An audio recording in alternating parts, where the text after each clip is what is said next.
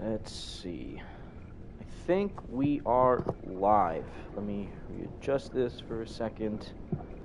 It's still early, so no need to rush things. That's connected. And I think we are good to go. Let's see really quick if the link is working. Yes, it is. If you can hear my audio okay. You can, which is awesome. And yes, we are indeed live. What is up, everybody? How's it going? Yes, shocker, I know, we are back with this sad attempt at a game that we all wanted to be good, but it sadly did not live up to any of our expectations given what ended up happening with the release, and it's now final breath of life that it's taking with, yes, believe it or not, the final update that is now has now been added, I should say, into the game. And let me share this, but if you could be so kind, yes, Victor Neves, the update is live, for anyone wondering. This is the 2.8 update, which I will read off to you guys through my phone, what is entailed in the update itself. But yeah, I will definitely make sure to inform you about that. But also, if you'd be so kind, leave a like, share the stream, subscribe to the channel. I'd appreciate it if you are enjoying my final dive into this game. But also the other times we have played the game in the past, since it's been a lot. And it's been very shocking. So I'm trying to type this right now. This is the end for Marvel's Avengers, because this is the final update for the game. 2.8 again. Let's see.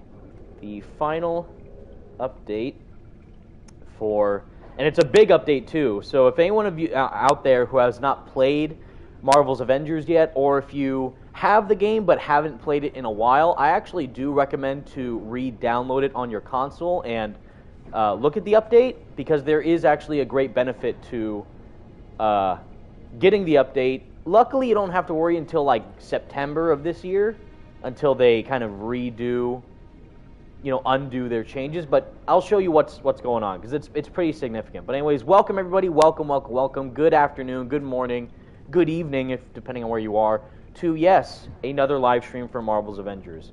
Where the game is now live, and so am I. Oops. Tune into what very well be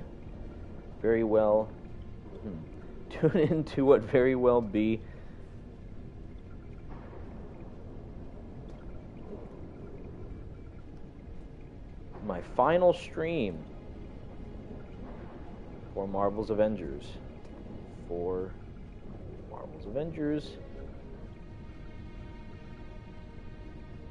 Going over the good and bad.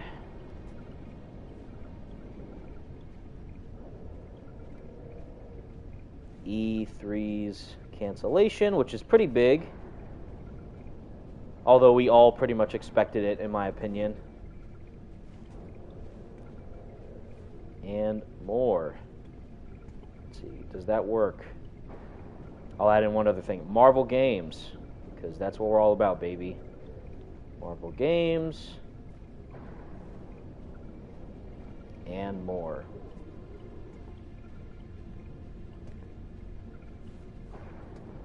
Great. Sorry about that. Again, PS5, as I've said numerous times, not good with sharing streams and leaving links connected to the actual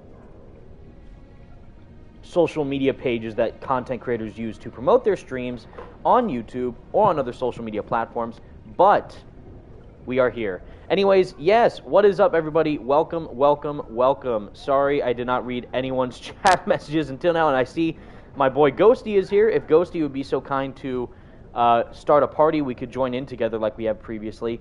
What is up, Eddie Munson, Jeremiah Kraft, Fatih, Carlos D. Alvarado, Velocity, Newsboy 100, Perry Stark, my boy Ghosty again, Victor Neves, X Northeast, Colton M. Builder 025, Juan Carlos, Raheel Rizwan, Flame Gamer, Asan, Michon Williams, Zeno Ed, Ron6751, Casual Gamer, Gabriel B, Ballin Vlogs, some guy, and everyone else joining in. Welcome, welcome, welcome. Hopefully you're doing well. And yes, I know, sadly, it is indeed the final update for Marvel's Avengers. Now listen, okay. I am not a fan of this game. Let me be clear. But I do respect what it tried to do when it was coming out. Because I was,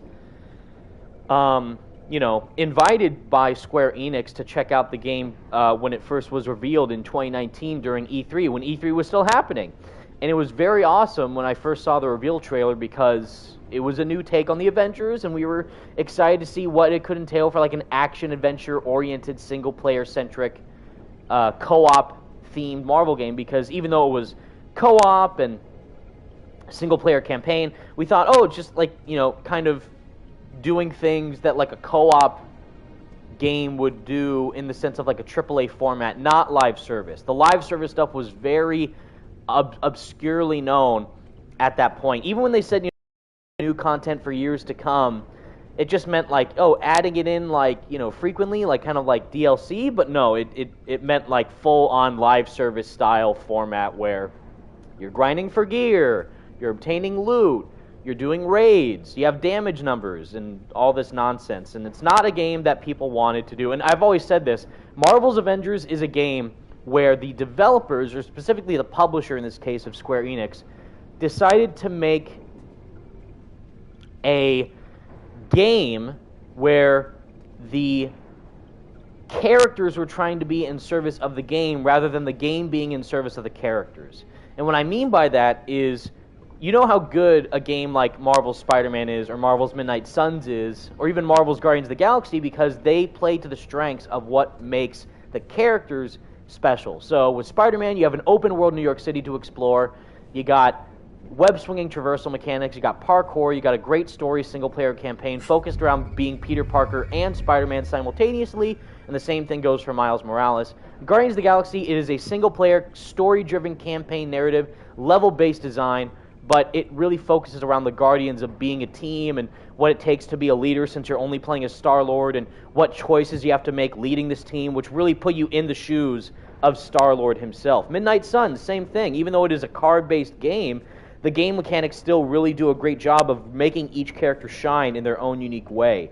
Avengers, I don't get the feeling of being the Hulk when I'm going around searching for chests and, getting the best gear sets for my character and everything, so I find that very, very, disjointed from what the characters are really doing, but now also just what they are known to be from the comics and everything. Like, that's why when people think of the best Hulk game, they don't think of Marvel's Avengers. They think of Incredible Hulk Ultimate Destruction, which is why it's such a good game. So, as for what's going on with this new update, I will show you all what is happening. So, as you can see here, a big thing is gone, which you might notice or not notice. For those of you who have been keeping up with the news, you might already be well aware of what this final update is. But for those of you who are not playing Avengers as much, you're probably like, what the heck's going on? So, there is quite a big difference right now with what the UI is looking like for the game, because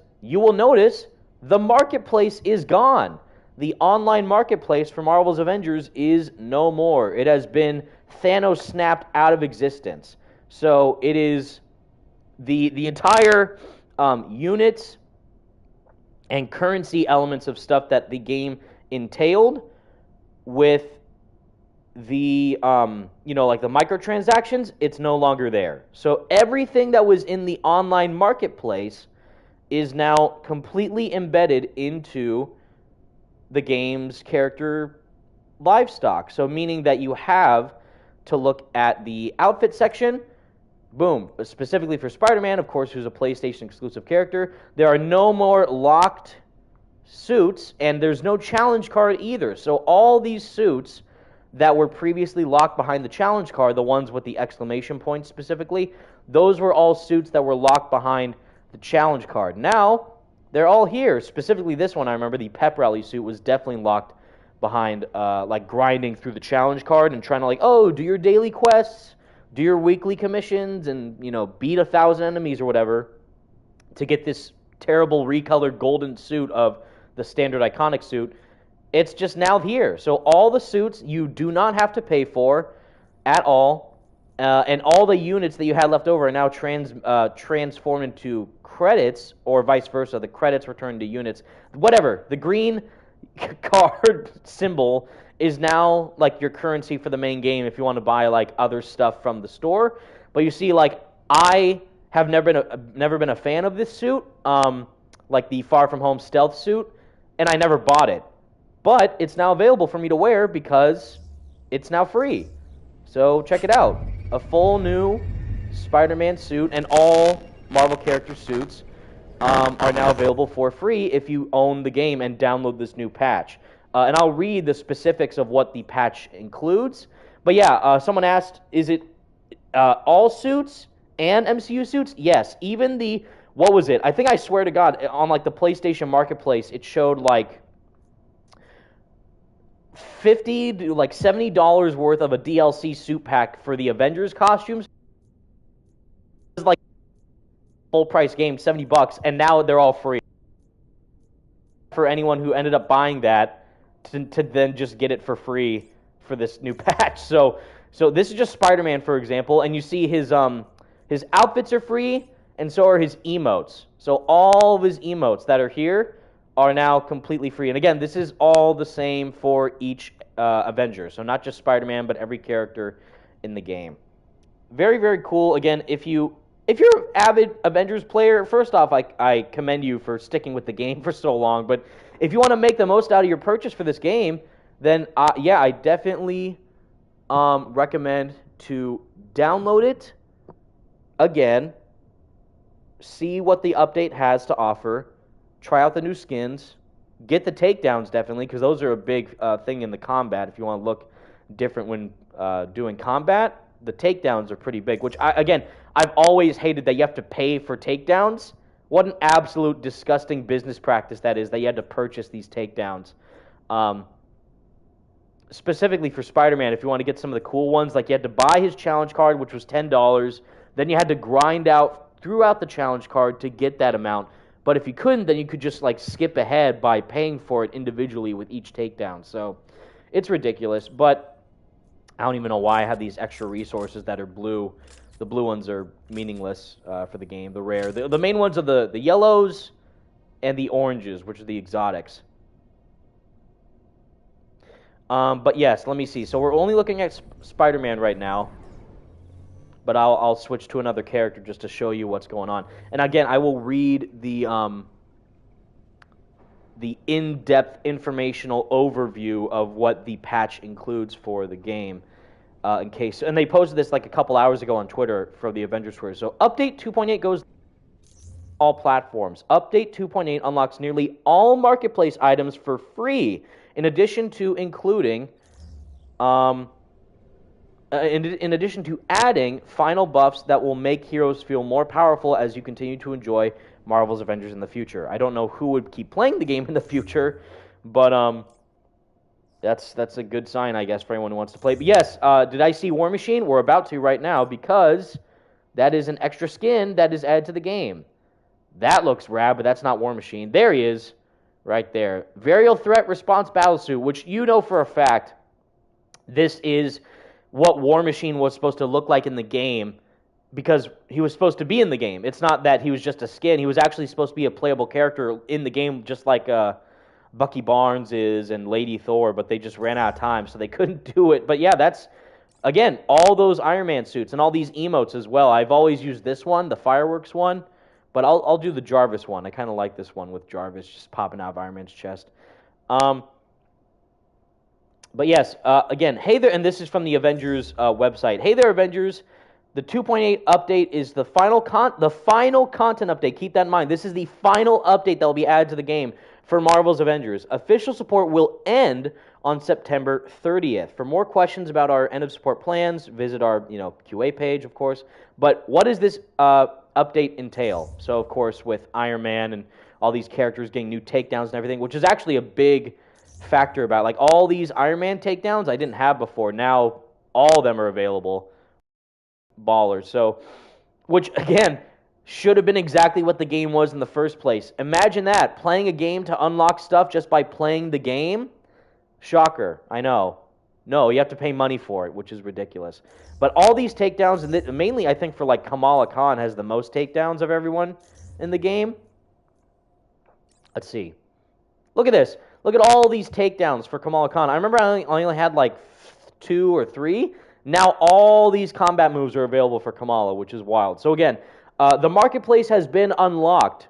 What does this mean? Well, nearly all MCU and non-MCU inspired outfits, emotes, takedowns, and nameplates, let's not forget the nameplates, of course, are now automatically available in your hero card. Items that are earned through the campaign, however, are purchased through the cosmetic vendor, must be earned or purchased respectively as they have always been. Both the shipment system and hero challenge cards have been completely removed from the game, so they're gone, scrapped, done and dusted, over, finito, bye-bye, not going to be missed at all. Items that were previously earnable from shipments and hero challenge cards are included in the hundreds of marketplace items that are automatically granted when you update into version 2.8. So automatically there. You don't have to purchase them one by one. You don't have to go through exchanging your currencies or whatever. All these Kamala Khan suits, all the Avengers suits, except for these right there, acquired from the cosmetic vendor aboard the helicarrier. All these are available. So even then, all those units that we now have, you can just use them to go and purchase them at the helicarrier, which I will do right now just to show you what's going on. You do not, this is super important, and pretty much a dig at the Suicide Squad game, you do not need to be connected to the internet to be able to access all the unlocked marketplace content after updating. So once you update the game, just make sure that you download the latest patch. You don't need an internet connection. Suck it, Rocksteady. You can just download the patch, boot up the game, and all these cosmetics for every single Avengers character, I'm going to wear this suit, actually. This one looks dope, are there for the characters. Instant. Which, shocker, Square Enix, take notes, why don't you? Your game would have sold better if you had done this to begin with. That's the entire point. Exactly, Asan. Now, that's the point of playing the game. So if you just played the game to unlock stuff that the game offers, why didn't they do that to begin with? So that is wild. So, yeah, Israel Perez. So what does the marketplace look like now? It doesn't. It's gone because they got rid of it. So the entire live service element of the game is now completely scrapped. So right there, if you go into the menu right now, am I Kamala Khan right now? This suit looks actually rad. I'm not going to lie. I love the hood. So right here, this is the main menu for the game. Or at least the character menu, because if you pause, it's just the pause menu. But if you go to the character menu, by pressing the touchpad on the PS5 controller, the select button on the Xbox controller, you have the character menu for your heroes. You have the objectives tab, which does all the live service mission stuff, and the codex, which has all the collectible like audio logs and stuff that you collect throughout the game, and like profiles on the characters. And that's it. And that's literally it. No huss, no fuss. You just play the game as it should have been from the get-go, and now you have the ability to unlock all these cool cosmetics, takedowns, emotes, all the good stuff. All these Kamala Khan emotes, even these 2 that are locked, you have to go to like probably the helicarrier to just unlock it, and it's it. It's all free, 100% done, easy peasy. It's actually shocking how simple it is to make a good game. But yeah, I don't know. I find that crazy that it took them, what, 3 years to make the game that people wanted them to make in the first place. So, because it released in September of 2020, I guess August technically, since it came out a bit earlier for certain people, and now it's already March of 2023. So a little less than 3 years to make the game that people actually wanted them to do in the first place. So now everything is unlocked for free for each of the characters, and just go buck wild with the game. I'm trying to figure out which emote I want for Miss Marvel. I know that was a pre-order item for that one. I like this one, the comic one. All right, let's see. Yeah, sorry if the microphone is tearing. For right now, it sounds okay. It might just be because it might be a bit too close to me. And I'm talking a bit loud since I'm so excited that this game is finally done and over with. But yeah, again, anyone who has the game, if you're someone who bought the game and thought it was a complete waste of time like everyone is, like everyone thought of it, I recommend actually to download this patch because it's actually very much worth your time. You get everything for free. And again, while it's not like an urgently needed thing to do, if you download the patch before September 30th, that is when you'll be able to unlock all the skins and stuff for free before they just shut down service completely for, like, adding support for it. Like, the game will still be playable, but it won't be, like, as much, you know, at, like, the live service stuff that you see all the time. And so, see, all these, so this is it. So the green card chips, these units that we have now can be used to buy all the remaining stuff that you can find in the helicarrier. So go here, got a name card for Black Widow, emote for whoever that was. Are these, do I have to, yeah, so see, some of them are owned. The ones that say owned, I have. The ones that are right here cost 2,500 green chips, so I can buy that and buy all these other ones, again, for quote-unquote free, because these green chips, you don't have to buy them using money. You can just play the game, unlock them through doing missions, come back to the store, and purchase the remaining cosmetics in the helicarrier. Again, very important. I'll clarify once again. It is not a microtransaction currency. This green chip is currency that you can use through simply playing the game. Shocker. Game Developer 101. You want to play a game that actually makes sense and is fun to do? Maybe you should lock the items in your game by simply getting them by playing the game rather than paying real-life money to do so. Anyways, that's that. And then this is like gear sets and stuff to increase your characters, of course, stats during combat and everything. So this is different because this is the whole grinding aspect of the game. So, oh my god, I want the legendary rib cage for the Incredible Hulk. Like, what the hell even is that? But again, as you see on the top right-hand corner here where my cursor is going, that is the fragment currency that they added into the game during this patch. So, right here, Hulk, oh, I got to spend 1,200 fragments to get a new rib cage for the Hulk. Well, luckily, the game gifted me with 250,000, excuse me, fragments to just buy all these for the game. And again, some of them aren't really worth your time because they're different rarity and all that. But again, luckily the grinding is lessened. The microtransaction stuff to get all these resources is not as apparent. So everything in the game can now be earned properly, as you would do in a normal game, just by playing the missions and getting rewards from doing so. As it should have been from day one. But we're here now. And at least they did it sooner rather, or not even, they did it later rather than sooner, actually. But, there's our boy Spidey. What's going on? When all this stuff with AIM is done, you think I can still hang around? Unless it's a bother. I just mean, I've got that Mansions and Manticore's campaign I've been working on. That's all.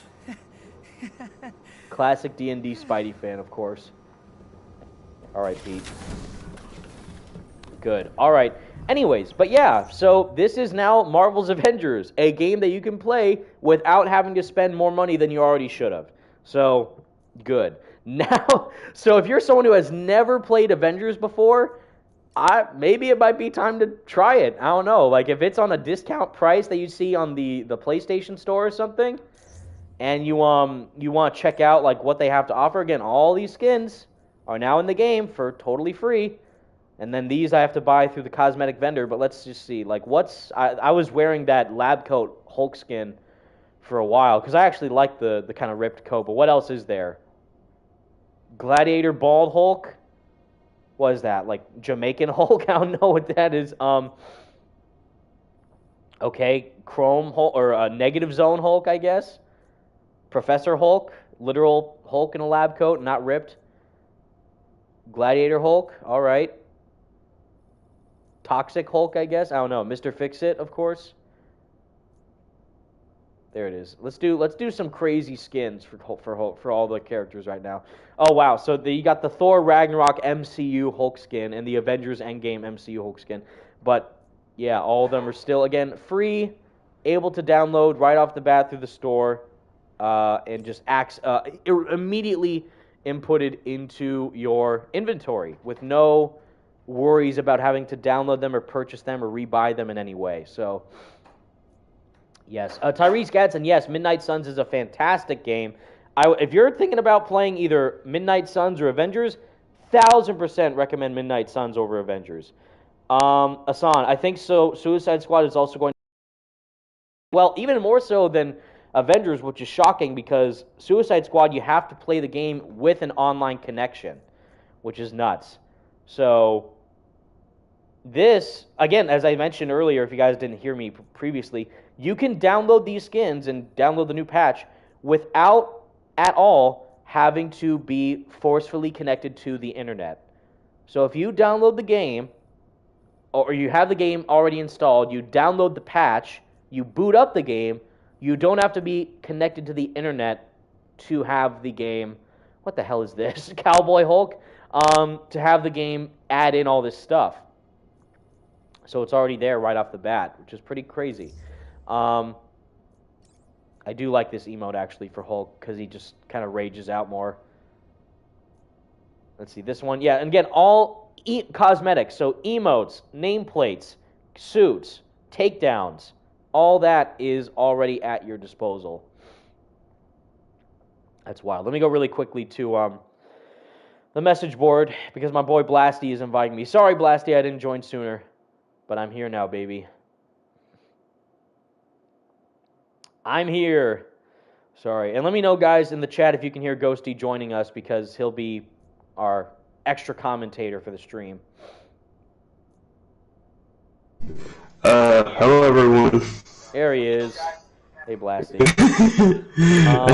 But yeah, I mean, I'm kind of shocked. Like, all this stuff, I mean, we knew this was coming for a while. If you guys are in the loop of the Marvel Games news and Avengers content, which I've covered from time, this is a big day, because this is the last day for Avengers. That's a great question, Seven Silver. Will you be able to download the game post the servers dying? So that's what I was talking about. So the servers kind of die, as you say, on September 30th. So that's when the servers will kind of, like, for, like, any additional support, they will stop. But now, again, until then, you can download the game and find all the additional content already for free added into the product. And I'm so sorry, yes, Night Edge, for your £2 donation. Thank you so much. I genuinely appreciate it. Do you think Rhino is still alive in Spider-Man 2? That's actually a great question, because the Tinkerer stabbed him during that boss fight. So, I don't know. They kind of cut away from that when Miles tackled the Tinkerer, or Finn, you know, to like, what are you doing? Don't kill anyone, because, you know, of course he's a hero. But yeah, we didn't know what that means for Rhino's fate, because they don't show what happens to him afterwards. He could be dead or alive, but I think he might be alive. I think he's just critically wounded, because Rhino is Rhino. Like, he's freaking massive. He's a unit, so it takes a lot to get him out, you know. So plus he has the armor that Doc Ock made to him in the first game. So right. So yeah, I think he's probably alive, but I think he's probably like back to the raft or something. So I don't think we're gonna see him in Spider-Man 2. Yeah. Maybe. I definitely think, yeah, I mean, look at it. I mean, the times that we saw Rhino in, like, the first game, and then he's a big factor in Miles Morales. So I would hope that, knowing that, they don't bring him back again for Marvel Spider-Man 2. As much as I love him, as much as I love Rhino, I definitely think that the amount of time that we spent on Rhino was more than enough in Miles' game, and even with the boss fights that we had in the first game. So I think that we're rhinoed out at this point. Like, I think he's alive. Maybe they'll mention him a bit in the game, but I think that we're okay with no more Rhino in Marvel's Avengers. Marvel's Spider-Man. But look at this suit for Avengers with Thor. Asgardian Destroyer. This is pretty freaking sick, but what? Probably cost, I'm going to say, like $20 that it would originally when the game was first out. So now we got this for free. Appreciate it, game. Thank you for doing this as you should have done from the start. You see, you got kind of comic-accurate suits, quote-unquote, the Cosmic Herald, Hell Shadow, kind of like a zombie-looking Thor, Asgardian. That's a classic-looking Thor suit. Sovereign Sun. Got short-hair Thor, beach bod Thor, Frostwalker Thor, another zombie-looking Thor. So all these costumes, General Hardware Store Thor, okay. But yeah, all these suits, again, are now completely free. No additional cost. Just download them simply, play the game, and enjoy all the content that has to offer to your heart's content. Which, again, should have been from day one, but at least we got it now. So I'm actually going to wear this. This Asgardian Destroyer suit, that's pretty baller. So use that. And then, again, this is the big one. In my opinion, the takedowns. The takedowns before that costed like $8 per takedown are now all there. So all these combat moves, which should have been in the game since the beginning, are now available to just use to your heart's content, which, great, I guess, but also sad that you had to pay for them in the first place. So, and I'm so, again, I apologize. I always say this in every stream. I'm so sorry I never read the chat because I'm so bad with simultaneously looking at, because on the TV doesn't show any like super chats or any like posts because it goes by super fast, but it's also, I have to look at my phone while looking at the screen to see everybody's posts, and I'm so sorry if I miss yours, but go see if you could help me out. If anyone brings up any questions, I would be more than happy to answer them. Thank you. That's what. Oh, by the way, usually, even though he's not here today, our boy is back. Franco Greco, aka Stealth Gamer, just released a new video on his YouTube channel. So definitely go check it out if you haven't already. Yes. So yeah. Ultra Gaming, is this game bad? Yes, but now, yes, it is bad. But now it is less bad because all the content is now free. Whereas before you had to pay for it with like all the additional stuff. Oh, I should be more clear. The cosmetic stuff for free, because the characters themselves were technically free, like all the DLC story packs and stuff. But now everything is free. So the suits, the takedowns, the additional content, it's all there. So if you have not tried it yet, maybe it might be time to do so. Who knows? Like I still can't believe that I spent like $20 in this game. Like, fucking Christ.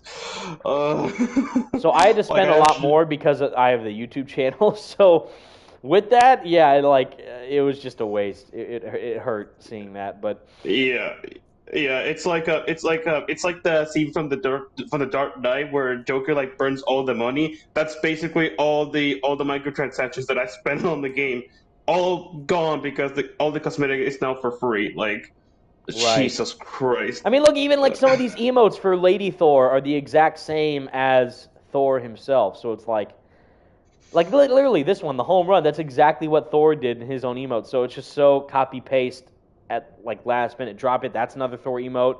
Bounce, that's another Thor emote. Like, come on, what are we doing? Like, I don't know. But like, oh, look at oh, how many? 1, 2, 3, 4, 5, 6 times 3 is 18. 19 takedowns. 19 individual takedowns for Lady Thor. And all of them had to be purchased through the marketplace. At least a good majority of them. Like, I think a couple were free, but you had to buy her challenge card first, then grind through the game, then unlock them in the challenge card, or just buy specific ones that were specifically locked in through microtransaction purposes. So, again, 1, 2, 3, 4, 5, 6. 3 rows, 6 times 3 is 18. 19, it even says that there, but 19 takedowns are now free to use, which they should have been from the start, which is nuts. So, What are No, what are her? no, And like again, these are all her costumes. I actually do like her default suit, which is why I never changed it. But let's see, Storm's Eye. Oh, there's Jane without her helmet on. She kind of looks like Natasha a little bit, but that's the Love and Thunder I suit. wouldn't. Classic Jane Foster Thor. Okay, interesting. Kind of Lady Thor outfit. Okay. Why not? We'll change all their suits. That's why I'm looking through all the content right now, just for each of the characters. So I'm going one at a time. Blasty Games in the chat says, let Ghosty let Evan know he disrespected me and you. He got our names mixed up. It says Blasty. Did I say Ghosty instead of Blasty? Oh my God, I'm so sorry. No, it's the or Blasty instead of Ghosty. Yeah, Vice that one. versa. Yeah. I'm even doing it now. Oh no. Oh man, I'm sorry. Oh, I apologize, brother. That is an L on my part. I actually like this red and black purple variant. Oh yeah, Lady Catherine. I actually like this one. Is this like the 1602 Marvel character, or is this like the fairy tale Marvel character costume? But I like both of them. I know, Ghosty. Wow, massive L on my part. But Ultra Gaming, then why are you playing it? Because I'm showing you guys the content that you should definitely check out. Also, I do a YouTube channel, so that's a big part of it. But anyways, haven't been drinking. That's hilarious. I've been hitting the sauce. I've been lost in the sauce, Blasty. That's my fault. But I wanted to, again, this might be the last stream that we do for Avengers, because this is like the final update. All the content's now free. We're checking it out, and I'm showing you guys so you can make an informed decision as to whether or not you want to go back into playing it. Yeah, and also because we are probably not gonna we're most likely never gonna play this game ever again after September. So yes, that is another reason why we're not touching this game ever. That's why we're checking it out now, seeing what it has to offer, deciding whether or not it's a good time to spend your money and or just time in general, because now money is not really an issue. But no, it's just how many here? 14 takedowns for Kate Bishop. And I'll try and at least use each character once as we play during the stream. But yes. Faith, interesting question. Am I going to stream Spider-Man 2? I'm assuming you mean Marvel's Spider-Man 2. But yes, when the time comes, of course. But fingers crossed, if I end up getting an early copy or something, then... Yeah, maybe not. If you get an early copy of the game, that is. Because if Sony doesn't hate me for speaking out about how much I disliked the face change. Because if you guys don't know, if you remember or don't remember or don't know, I did not receive an early copy for Miles Morales because... Oh, Fatih, sorry, not Faith, Fatih. My dyslexia is acting up. I'm kidding. I did not receive an early copy for Miles Morales because I was so adamantly against the change that they made for Peter Parker. So because of that, they obviously don't want anyone to speak negative about the game if they're very adamant about it. But that's just how I am. I'm honest about what I like and dislike. And that was back in 2020, over 2 years ago. You know what is sad though? I did receive a early copy for Marvel's Guardians of the Galaxy, but I sadly wasn't able to access it because at the time there was a massive rainstorm that happened where I was living in Pacifica, California, and it broke our internet provider's connection for a solid week. I'm not even kidding. For a full week, our internet wouldn't work, so I wasn't able to access the code that they gave me the day of the game's launch window. So, but I was able to review it on Halloween when I released my review for Guardians of the Galaxy, which was very cool, and I was happy I was able to do that. And that game's amazing. But yeah. So you have to buy the game in order to actually review it. Yeah. No, what do you mean? Oh no, well, I already planned to buy the game when it came out, obviously, but I had the opportunity to review it earlier. But I sadly wasn't able to because I didn't have the internet access to download the code that they gave me. But I still bought the game to support the product. regardless. Whereas Avengers, that was different because Avengers, they gave me an early review copy, and I just reviewed it when it came out, and I didn't have to pay a single dime towards this game. But that was until they released all the additional skins and stuff, which was not great. Question from Asan he says, "Are you sad that E3 is canceled this year?" Yes, it is. I'm surprised you did not see that. It's been everywhere. But yes, Pain, in fact, E3, which you probably should say, that's messed up. Holy crap. Hawkeye just commits seppuku? Holy smokes. That's an insane emote. We'll do that one. Yes, E3 2023 is officially canceled, which is sad, but understandable because... And the main reason why is because no one from the game company or the gaming industry wanted to come there. That's exactly what I was going to say, because no one in the gaming industry wanted to take part in that event because no one wanted to go and waste time where no one else would be there. And I don't blame them because it was not a good look for any of them really. And also because most of the gaming companies already had their own type of they have their own events going on. They have their own events that they're setting up now. Yeah. Oh God! Oh no! They gave the Avengers Endgame Hawkeye the haircut too to go along with it. Oh man! Oh yeah! What the heck? Oh my God! They made Hawkeye into a furry. He's literally just a bird. Wow. Oh okay. God. I'll stick with the Ronin suit. I know that there's the MCU Ronin suit. Which one looks better? MCU Ronin suit or comic Ronin suit? I think the MCU one maybe. Wait, let me go back. No, I like the comic one because it has the cool sash on the belt. But yeah, see, even in the MCU suits, all these MCU suits, the Avengers Endgame Ronin suit with the hair out, with the hood on, the Ultron suit, the Hawkeye TV show suit. Where's the one with the cape? This one. It's not a cape, but the bigger Age of Ultron winter suit. I always liked this one. But yeah, they're all there for free, and same with the takedowns. All the takedowns now available. Yes. Ready to use, so easy peasy. But yeah, what else? Yeah, E3 was canceled, so I don't think that we have any major gaming event to look forward to, except the Summer Game Fest, which is happening on June 8th. June 8th of this year, which is going to be interesting to see what happens. Which is actually before my birthday, funny enough. Oh, nice. Very cool. For us, they said that they will show more of the game. They'll unveil more details about Summer Game Fest soon. We don't know when, but we don't know who is going yet to the game show. We don't know if it's going to be PlayStation or Insomniac or EA, who's publishing Iron Man. So still very questionable right now. But I don't think they were there last year. I don't believe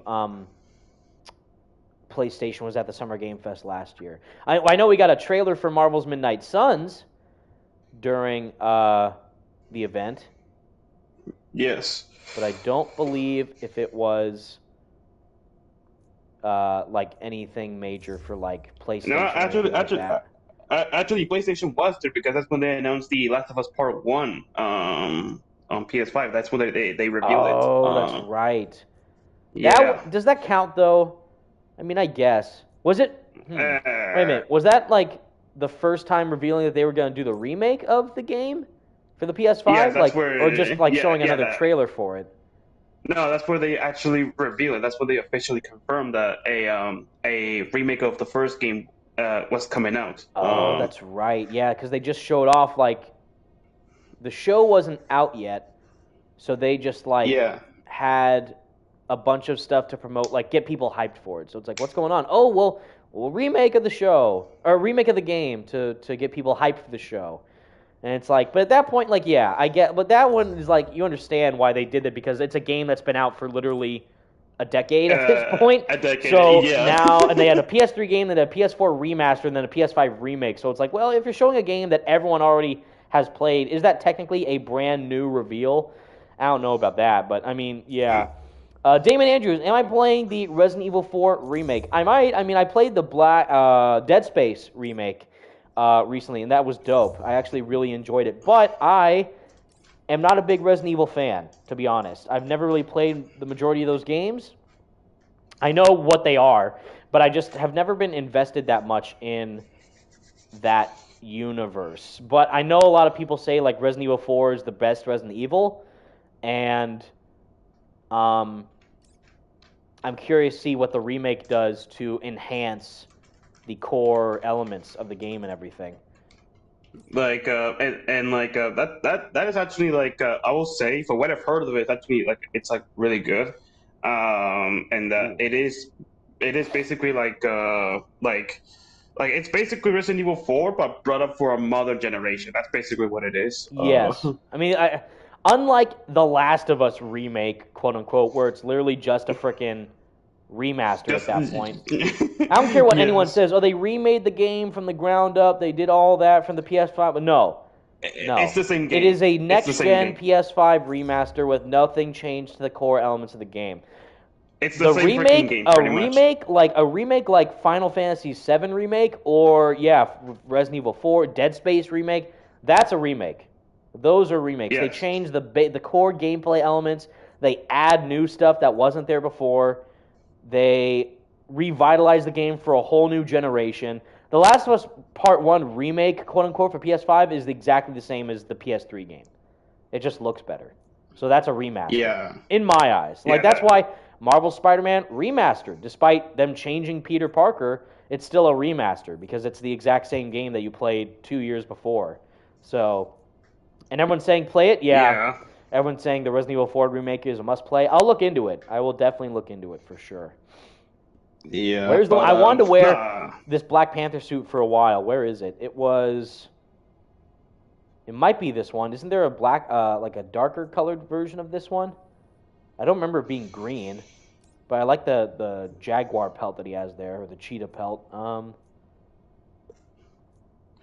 But yeah. But again, like all these skins for Black Panther, all the Avengers have all the skins unlocked they weren't able to get before. Right at your disposal. Yes, you can. So pretty baller. Yeah, you can get all of them for free without even having to pay like a freaking buck on it. Yes. My God, I still can't believe that they have you pay. Like it was already like kind of a stretch having you pay for the skins, but actually have you pay for the takedowns. It's like are you smoking deep fries or something? Like Jesus Christ. It's like. Yeah, takedowns are not something that you should be purchasing real-life currency for to unlock. This one's pretty dope, too. The gold-touched, gold-printed suit. I'm a big fan of this one, which I never got because I didn't pay for it, but now we can. I swear, I thought this one was colored black in the trailer, but I guess it's light green, and that's an alternate color for it. All right, I guess we'll stick with that one.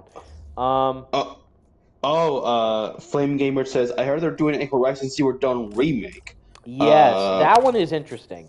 I've also heard that too. I am concerned for that one because that is where I'm starting to be a little bit of a pansy when it comes to doing these remakes and remasters. It's like Spider-Man remaster Last of Us. And meanwhile, I'm like, can we get like a brand new Sly Cooper game or Infamous, please? Like, why are we focusing on these games that already either have sequels or play just as fine nowadays into like this whole new era of next-gen remasters and remakes? Do games that need a remake, like Dead Space definitely need, well, like people like the first game still holds up. It does, but seeing how this one is, like the Dead Space remake, I can't go back to the original game because it's just that good. Oh yeah.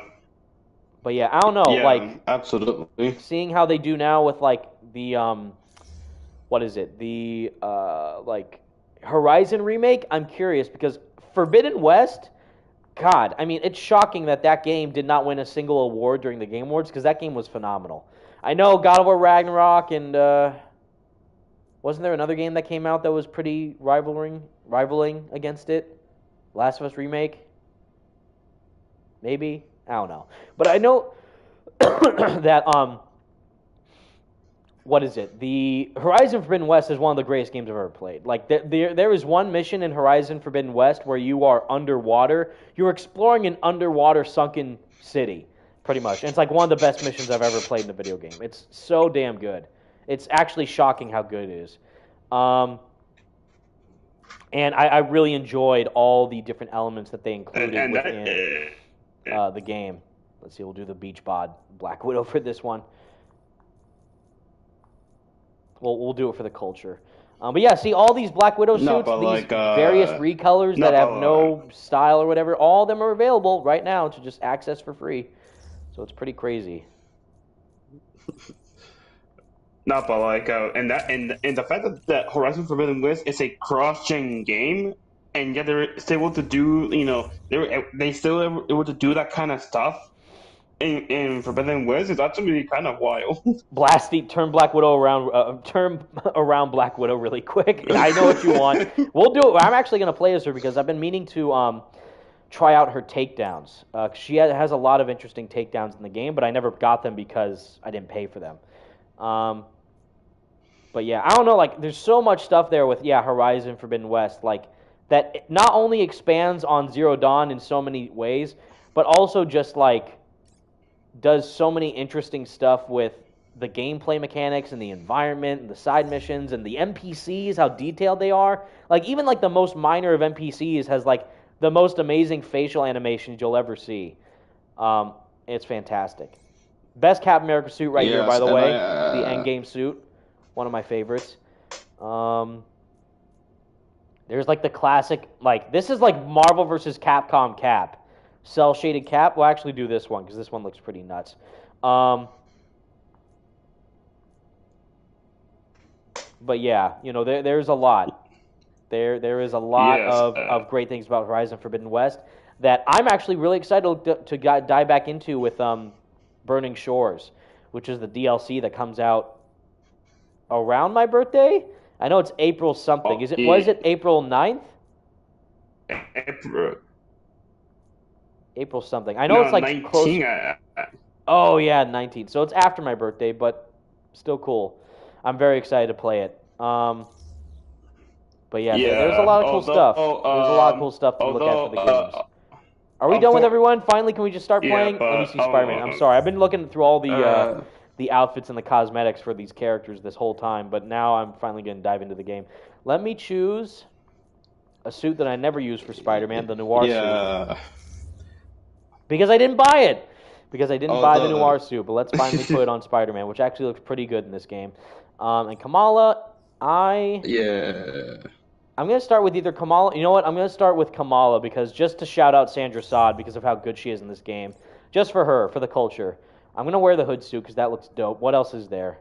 I know there was one that had like a gauntlet. It kind of reminded me of like Deku's costume from My Hero Academia, but I can't find where it is. And I didn't buy it. I like this one too, the Karachi, kind of like vigilante suit pretty much for Miss Marvel.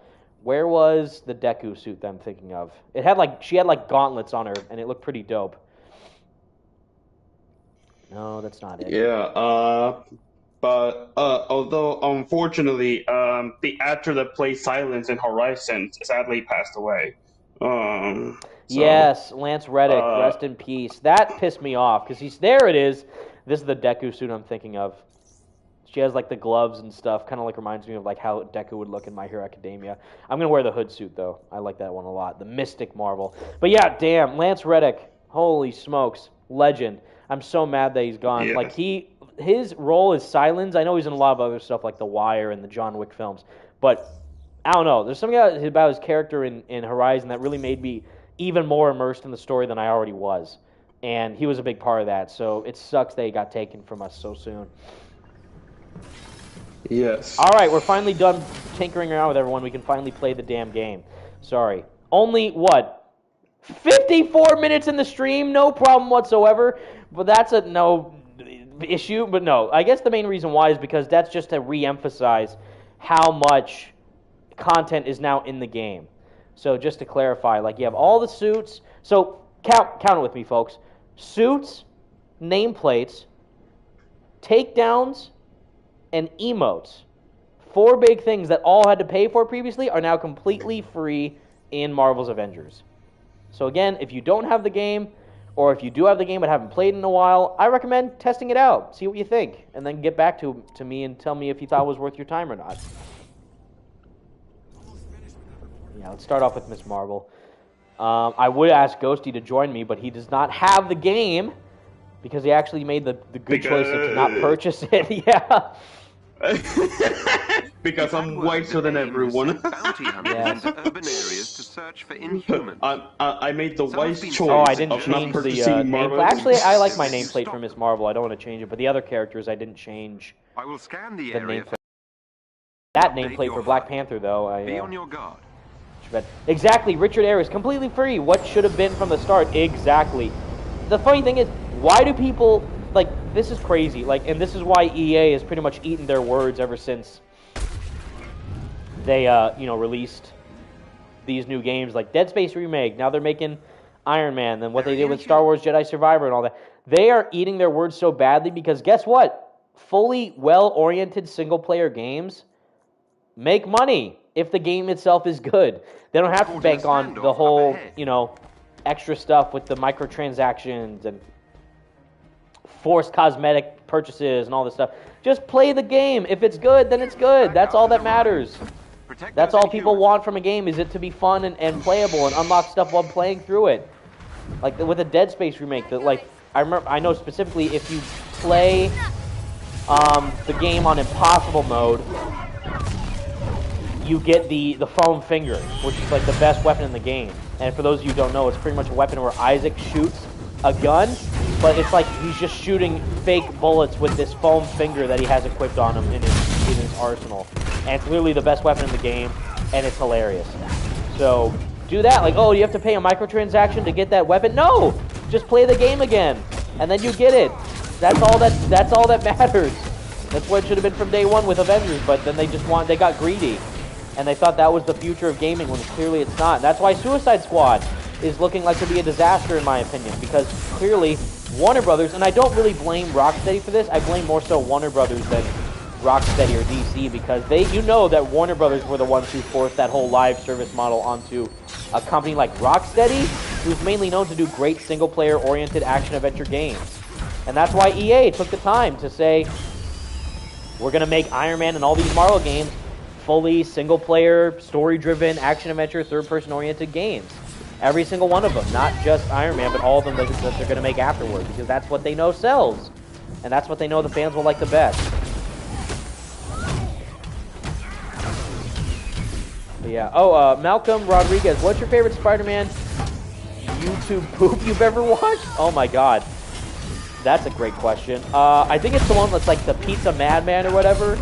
I quote it like all the time because it's like there's like a meme section where it's like in Spider-Man 2, Peter is like in the movie Spider-Man saves those kids from getting ran over by that bus or whatever, that truck in the beginning when he's trying to deliver the pizzas, and he's like, "Hey kids, don't play around the streets." And they're like, "Yes, Mr. Spider-Man." And he's like, "See ya." So that's in the movie.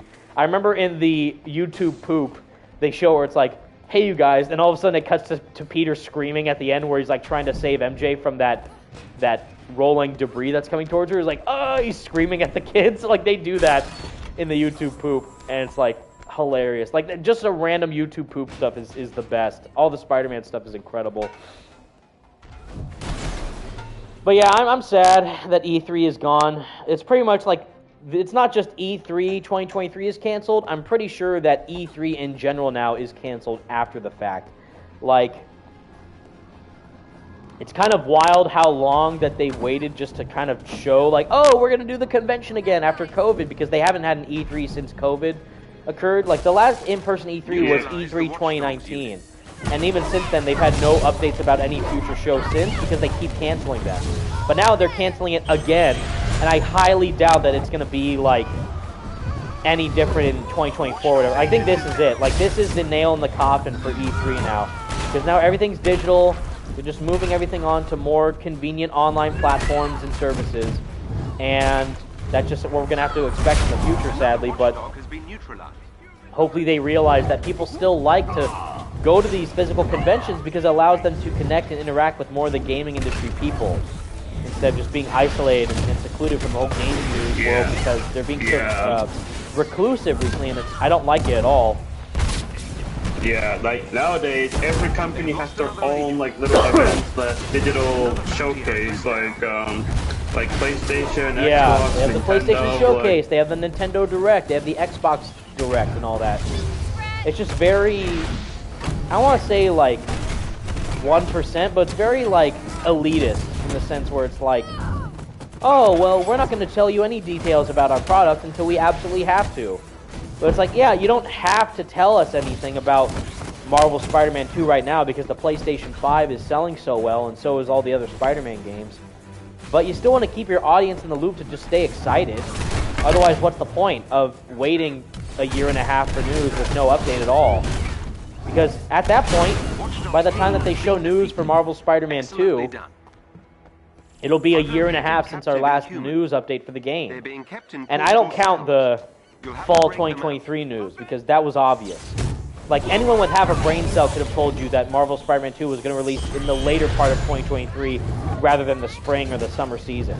Because that's what happened with the previous games, and that just gives them more time to work on it. So it's like, oh, when they released that PlayStation blog post saying, oh, Marvel Spider-Man 2 coming out fall 2023, and everyone's like, this is breaking news. It's like, my God, my brother in Christ, this is absolutely not. Like, no, because one of the writers of the game accidentally leaked it flat out. Leaked it. But even then, it's like obvious.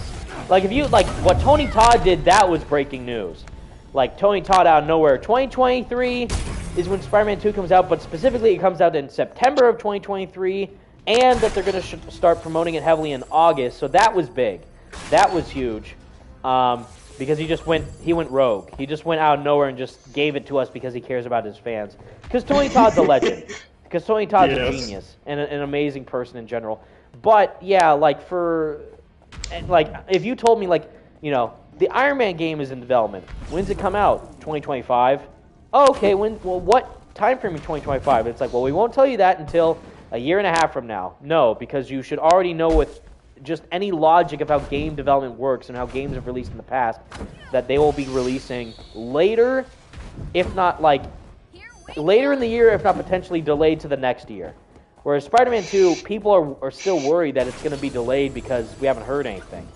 But Insomniac and Tony and even Yuri Lowenthal and Najee Jeter have still said, nope, it's 2023, don't worry, get hyped, stay excited. It's like, well, I'd love to if you could show us something, but yeah. Yeah, but I think what Tony Todd did with, I think that isn't that technically breaking NDA? Yes, he 1,000% broke NDA, but no one's gonna fire him because he's Tony fucking Todd, dude. He's the man. He's a legend. I know I swore, but it's because it's deservedly so, because Tony's a genius. But yeah, imagine being the idiot who's like, oh my God, Tony, you just leaked our whole marketing plan. Well, you're fired. Like, yeah, you're gonna fire the main guy who's playing your main antagonist in your big blockbuster action game? Don't think so. Yeah, Tony Todd, I swear to God, Tony Todd could literally leak the entire plot of the game story, and he'd probably get promoted to like he'd probably get his own spin-off game as Venom or something. He would not get fired in the slightest. He would get praise online from us, and then because the backlash would be insane if Insomniac all of a sudden, yeah, we're letting Tony Todd go because he leaked out the release date for Spider-Man 2. Do you know how big of a freaking insult that would be to the fans and to Tony himself? Like, no. Not even close. Yeah, Richard Ayres, exactly. I just brought that up because that's exactly right. Because even on Twitter, Yuri Lowenthal himself, imagine Tony Todd being fired. Or imagine being the idiot who would fire Tony Todd. That's pretty much what Yuri said. And it's like, that's exactly right. Because you would not let go of someone, first off, so talented, but also so nice in the industry. Because Tony is legitimately super caring towards his fans. That's why he follows a lot of people online. When he doesn't have to, but he does anyways. Yes, it's like if he actually were to get fired by PlayStation, that would be just like a big insult to him and to the fans and pretty much to everyone, really. Right. And so, Yeah, so I do think that he did that just to, let the fans know, hey, I know that you're hungry for Marvel Spider-Man 2 news, but I can assure Chill you, out. just chill out, and here's the release date. Yeah, chill out, and by the way, here's when the game's coming out, and here's when the marketing will start. Like, whoa, okay. Whoa. And I hate that Okay. first off, I love that happened, but I also hate that happened when I was streaming the Morbius DLC. Otherwise, I would have released the video a lot sooner, but it's like, Evan, did you see this news? Like, yes, I did, but I can't stop now because we're trying to play through Morbius's DLC in Midnight Sun. But it was That like, was funny. I wasn't even That was shocked, because at this funny. point, like, the time we see the game, it's going to be great, but it's like, waiting for so long, and then all of a sudden it comes out, it's like, you know for a fact, when they show the game, they're going to show everything, because of how long we've had to wait. So what I mean by that is they're going to show the story, they're going to show the gameplay, they're going to show more Venom, they're going to show the web swinging, they're going to show the combat, they're going to show the updated graphics, they're going to show the release date, they're going to show the collector's edition, they're going to show the pre-order bonus, all the stuff that you want to see, they're probably going to show it the first second that we see the game in action. So all the stuff that you want to see and we've been waiting for, they will likely showcase during their presentation, which will most likely be like a PlayStation showcase. There's no way, I'd be shocked, but there's no way that they're going to show a Spider-Man 2 trailer during Summer Games Fest unless they show the game trailer before then. Because what I find interesting, which not a lot of people are thinking of right now, which is very important that you should take into consideration, is that Across the Spider-Verse comes out on June 2nd, if I'm June not 2nd, mistaken. yeah. And I would think that the best way to promote the game with the film is to show a trailer for the game before the movie starts. I mean, if they want to be jerks, they could show just the live-action live from PS5 trailer again, and that's it. But why not show like a small little trailer of sorts for the Spider-Man game that's coming out the same year as the movie is, alongside the movie when it comes out in theaters? Like, that'd be a smart move, in my opinion. Like, they did that with the Avengers Infinity War suit, with the skin. Remember the pre-order skin? Where if you pre-order the game, you get the Iron Spider suit from the Avengers Infinity War movie. They did that. They showed that little trailer where he's, like, scrolling through his phone, and he looks at the suits, and then he sees the Iron Spider suit in his phone for Spider-Man PS4. And they show like a little sizzle reel for the game. Yes, like I'm hoping we get something like that for Marvel Spider-Man 2. Yes. Like maybe like a little trailer like showing like having Miles like scroll through his phone showing like the alternate costume, and then one of them is the Across the Spider-Verse suit, and then we see like gameplay for something. I'm hoping we get something like that for Marvel Spider-Man 2. Although I think by that point they will have to show like something from the game, because they can't just show that like out of nowhere. Like they have to they have to be strategic with what they show, because they can't just show a random trailer. Here's the entire gameplay demo for Marvel Spider-Man 2 at Summer Games. It has to be like a Sony related event that really highlights the Sony brand in general, because you know that alongside of like a Spider-Man 2 gameplay demo, they're also going to show like other PlayStation stuff, right? So it's like, oh, here's Ghost of Tsushima 2, here's The Last of Us multiplayer, here's Infamous Remake or something, like they're going to show that with other PlayStation games. So it's not just Spider-Man and that's it. They're going to add it with other things for a big showcase. Yeah. I do think that they're gonna showcase, like, if they're gonna showcase something for Spider-Man, it has to be on a PlayStation showcase or a PlayStation event. Like that's the only logical option they have. Yeah. Because it's like if they were to show it at Summer Game Fest, it would just feel odd. It would just be weird. And it would definitely not work for Sony. Like, we can't let them have our big game reveal, because even though, like, which is shocking, because the Final Fantasy 16 game just went gold. And that's a big PlayStation 5 exclusive. And if you guys don't know, going gold means that they just finished core development for the game, and now they're ready to produce it, to ship it out for the game. But reminder, by the way, just a little side note, the Final Fantasy VII Remake Part 2 also comes out this year.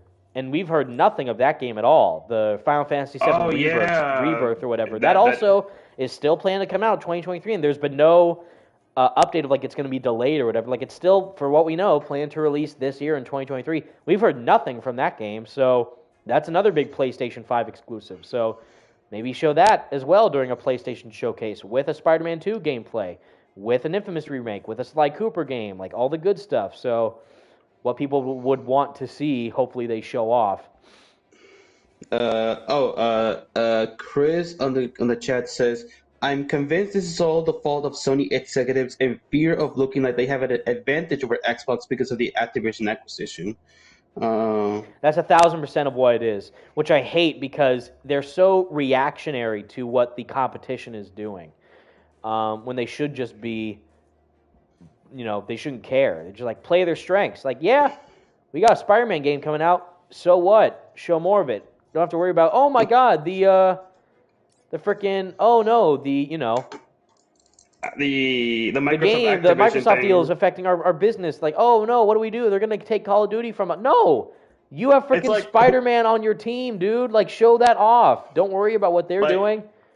Like, it's like, bro, who cares? Jesus Christ! It's like Peter Griffin from Family Guy. It's like, oh my God, who the hell cares? Yeah, exactly. Because I'll tell you what, the consumers sure as hell don't care. They could care less about what's going on with the whole deal between, Microsoft and Activision. They just want their cool games. That's all they want. Yeah, they just want cool games. Like, they don't, like, we care cool games. Don't care Microsoft Activision thing. Yes. Like, Jesus Christ. It is very whack. But, yeah, very, like, I would say not. I would say kind of an L part from Activision, not Activision, to Sony in a way, but not really, because it's like, it's just them doing really questionable decisions. Like, they're just playing dumb at this point. Well, it's also just, that's the nature of the gaming industry nowadays, which I'm not a fan of. Again, being them more secretive and more reclusive than what they usually should be, or be more actively engaging with the community to make connections and excitement brew up over the course of a couple years of waiting, rather than just being silent and like, oh, whenever we have more to show, we'll say it. Not like, oh, get ready for a cool marketing campaign. And it's like, well, whatever. We'll just leave you on red pretty much. Which is why, again, that's all, in my opinion, that's all Lion Jim Ryan's fault. I miss my boy Sean Layden. I miss Sean dearly. My God, like, I really hope that he's doing other things, because I honestly think that he was much better as the head of PlayStation than Jim Ryan is currently doing right now.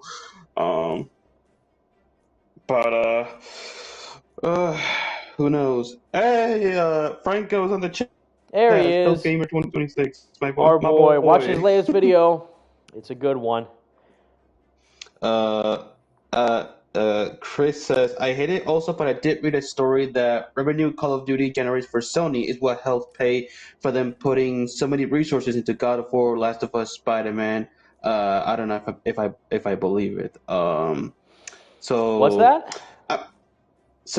So basically, it's that Chris has put a story that apparently the revenue that Call of Duty gains or that it generates for Sony is what helps them pay for putting so many resources into games like God of War, Last of Us, Spider-Man, etc. That makes sense, but again, the deal from what we've heard is that even though Microsoft and Activision Microsoft is buying Activision Blizzard, whatever, Call of Duty will still be a multi-platform game.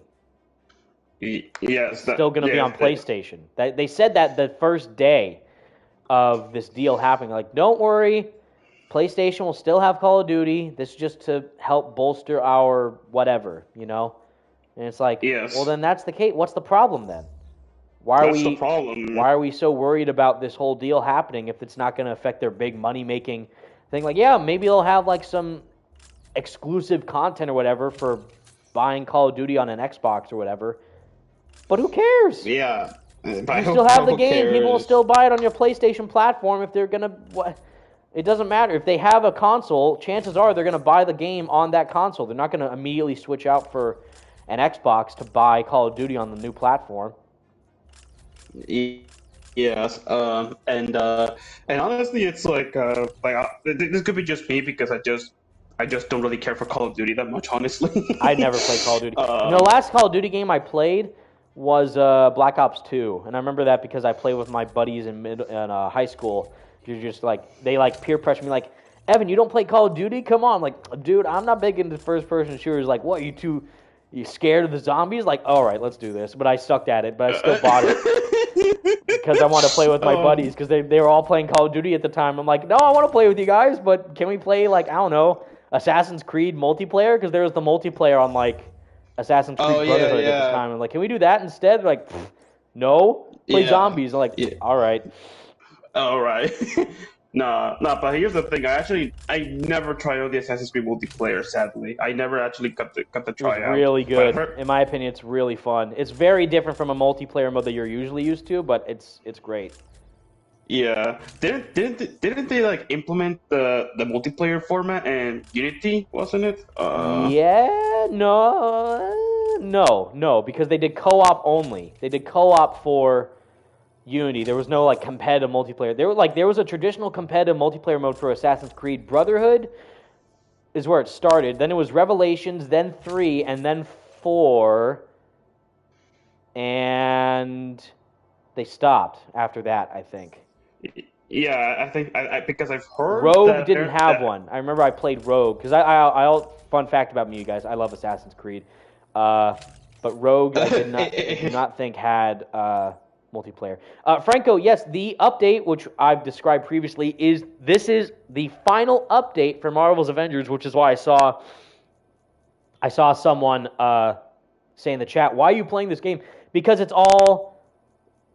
This is like the final time where I've been playing this game amazingly. But the final update for Marvel's Avengers allows all the cosmetics, so the takedowns, the nameplates, the emotes, and the costumes are all free. And they're all automatically included within the game without, shout out to, or I guess dissing towards Suicide Squad, without being connected to the internet. You can just download it, install it in your game, and that's it. And you have all the content right there, ready and waiting. So basically, takedowns, emotes, nameplates, and skins, all of that is available for free. For free. So yeah, that's basically what the final update of the game brings. It's basically put it's all everything free, from the ready and waiting. And yeah, Asan, if you think Spider-Man is basically PlayStation mascot, at this point, Insomniac's version definitely is. But he's also a Sony mascot because of all the films and everything. So, I mean, now he's definitely way more so a PlayStation mascot nowadays, thanks to the games compared to how he was previously. But yeah, I mean, it's pretty baller in my opinion how far he's come and how the PlayStation brand is synonymous with Spider-Man at this point. So that's a huge win for Sony, in my opinion. Yeah, and choosing a developer that actually cares for the character as Insomniac, I think was definitely it just made I think it just made it even better because now it's like now they pretty much have $1 billion property on their hands, pretty much. Yes. Well, Spider-Man PS4 itself, the game, literally is $1 billion property. So at this point, it actually has accumulated around $1 billion worth of revenue.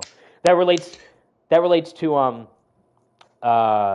video game sales for the game itself, but also like the PS4 Pro console sales, the DLC, the collector's edition, like all the extra stuff for the game that you know about. It also got that too. So.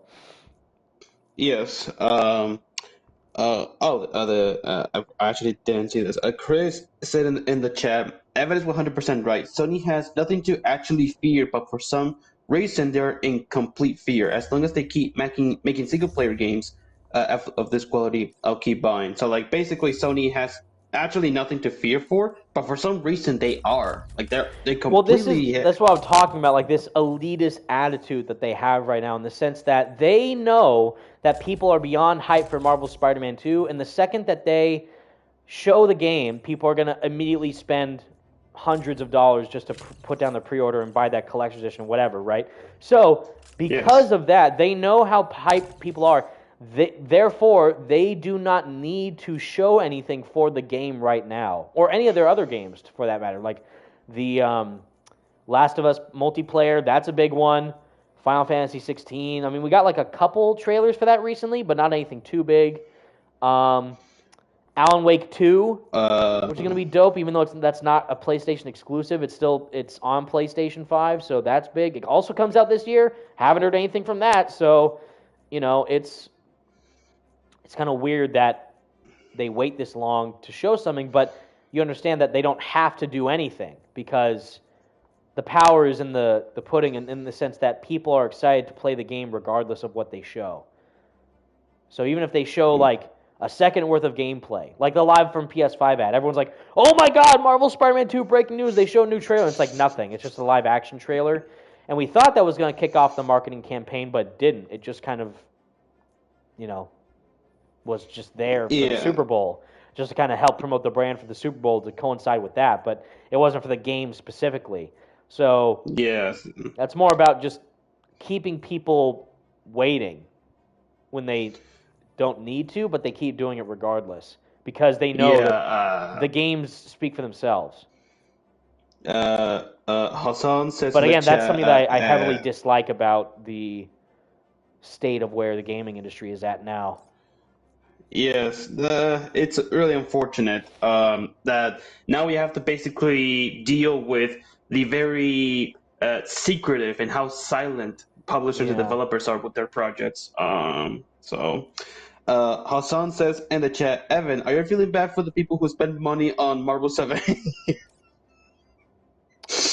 Yeah, I mean, remember, I brought this up earlier, but there was like literally, I'm not kidding, there was a pack, like a DLC suit pack in this game that cost around the same amount as a full price game. It was like $70 worth of suits for the MCU skins, and surprise, surprise, the game's now free, pretty much. Like all the cosmetics, I mean, are free. So people who bought that before this patch happened is like, I feel so sorry for all you, but also you're an idiot, because why would you spend $70 on skins for this game? Why? What would you spend? Like, you're basically paying the same amount for a brand new game at this point. Like, you're paying $70. Like, Jesus Christ. Yes. Like, buy the Dead Space remake instead. Buy Final Fantasy VII remake. Buy Persona 5 Royal, please. Please play that game. Buy any other game but this one for skins. Specifically for skins, not even the game, just skins. Because you have to buy the game, then buy the skins. So if you're someone who's playing the game for the first time and buying the skins, you have to pay $70 for the game and then $70 for the skins. That's $140 down the drain. That is embarrassing if you spent that much.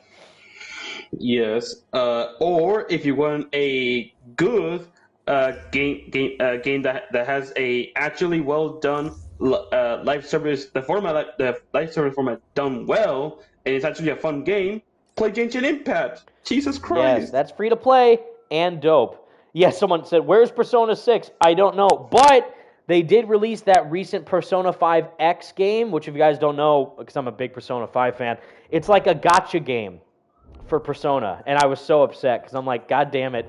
I want another Persona 5 game just with the Phantom Thieves. Not a Persona game specifically, but a Persona 5 game because I love the Phantom Thieves cast so much.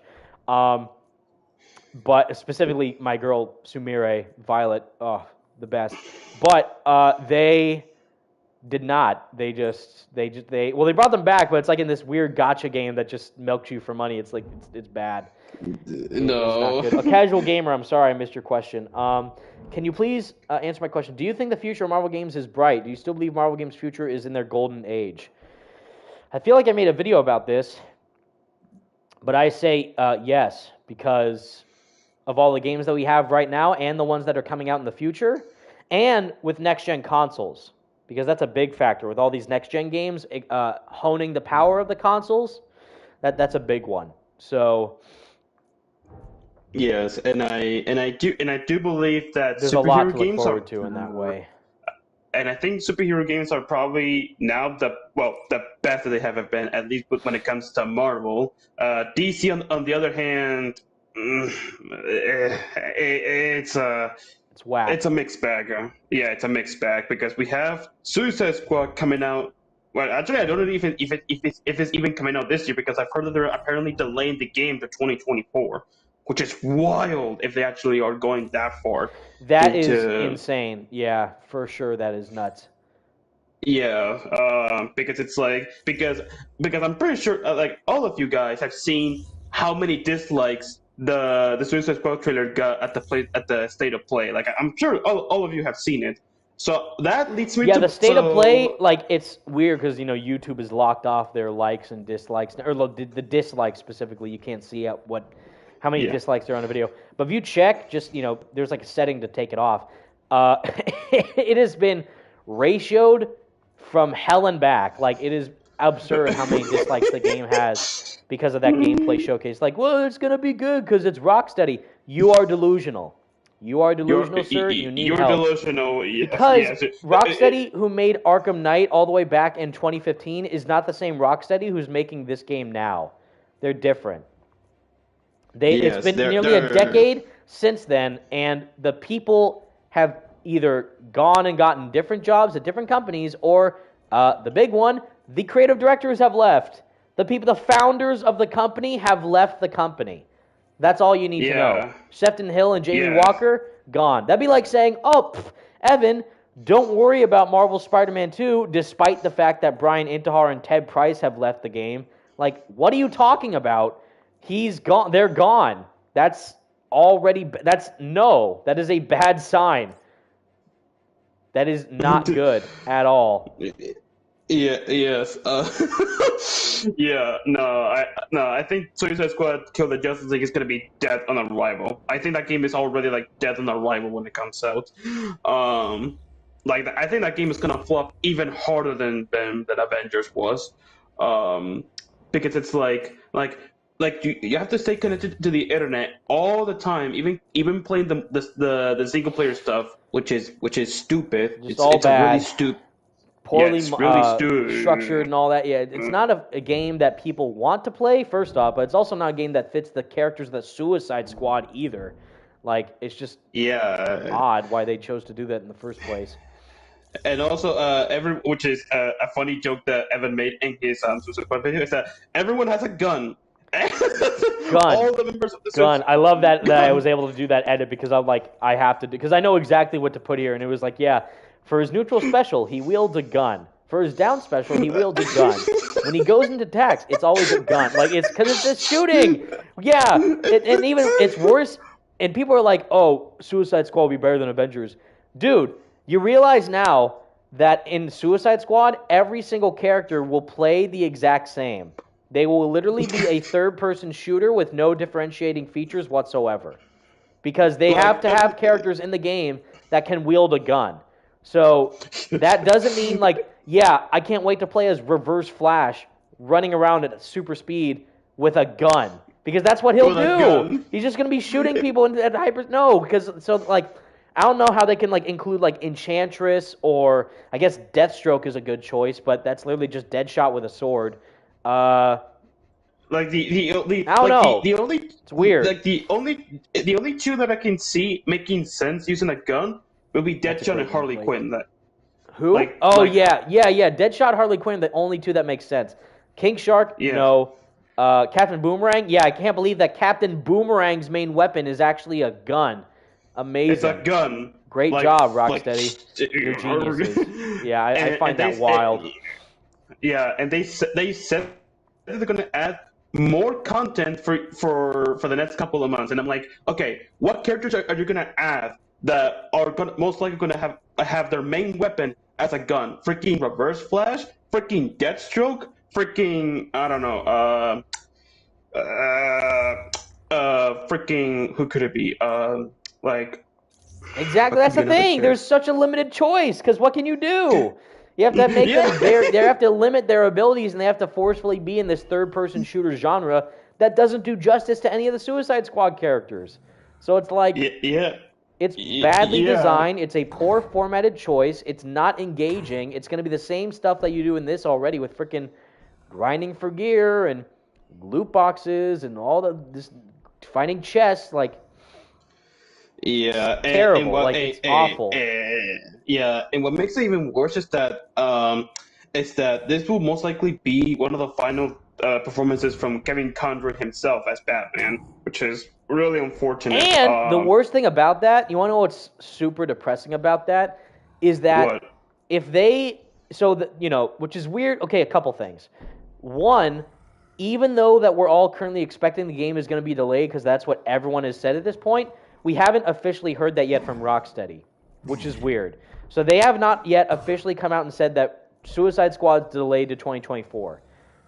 Because A, it'd probably look embarrassing because after that huge PlayStation showcase that happened, where they promoted as the big, you know, draw game of their, you know, thing of their event, the state of play, only to then get rid of it and then delay it until next year. That's embarrassing. But second, if they delay the game to 2024 and they do not change the always online aspect of the game, that means that at some point, if you buy Suicide Squad Kill the Justice League and you play the game and you play it so much that the game ends up stopping, you know, its development because they have to shut off the servers or whatever for the online stuff, you will never be able to hear Kevin Conroy's last performance ever again. Think about that. Like since the game's always online, if the servers shut down for the always online game, and Kevin Conroy's last performance as Batman's in the game, and the servers shut down, you can no longer play the game to listen to Kevin's performance. Isn't that embarrassing? Isn't that just like disrespectful to Kevin Conroy's legacy? I find that upsetting and disgusting at the same time. Yeah, like unless that someone actually records, like unless you watch the cutscenes on YouTube or something. But even then, it's like that's not the same thing as actually experience those cutscenes in the actual game rather than watching it on YouTube. But you want to play the game. I don't want to watch it through YouTube. I want to actually play the game and be immersed in the story and the character. Exactly. Pretty much. So they're just taking that away from people, especially if they're spending like God knows how much money on the game with the first off buying the game, but also like if you have to unlock the battle pass and all this other nonsense. It's like, oh, I just want to see the end performance of the legacy that is Kevin Conroy in this Arkham universe, with the same version of Batman that I grew up with the Arkham games that I love. And then it's like, oh, you can't anymore. Sorry. It's either like, oh, you can't play the game. Sorry, because your internet server is down or whatever. Like you're talking to like, you know, whoever your internet provider is. And it's like, oh, sorry. We're fixing our servers right now. Come back to us later. Or just, oh, sorry, Rocksteady, Warner Brothers, we're done with the game. We're just not we're gonna shut down the servers. The game didn't sell well, just like Avengers did. Oh, it's gonna last for years to come with new characters, new content. No, sorry, the game didn't sell well. Therefore, it's gonna be dead in like a couple years. That's what's gonna happen with Suicide Squad. I don't care if it's made by Rocksteady or not. It's gonna happen no matter what, and people need to take this into consideration now before it's too late. Yeah, it's really sad that this is going to be most likely one of the last performances from Kevin Conroy, and yet this is the last thing he does as Batman. Yes. Wait.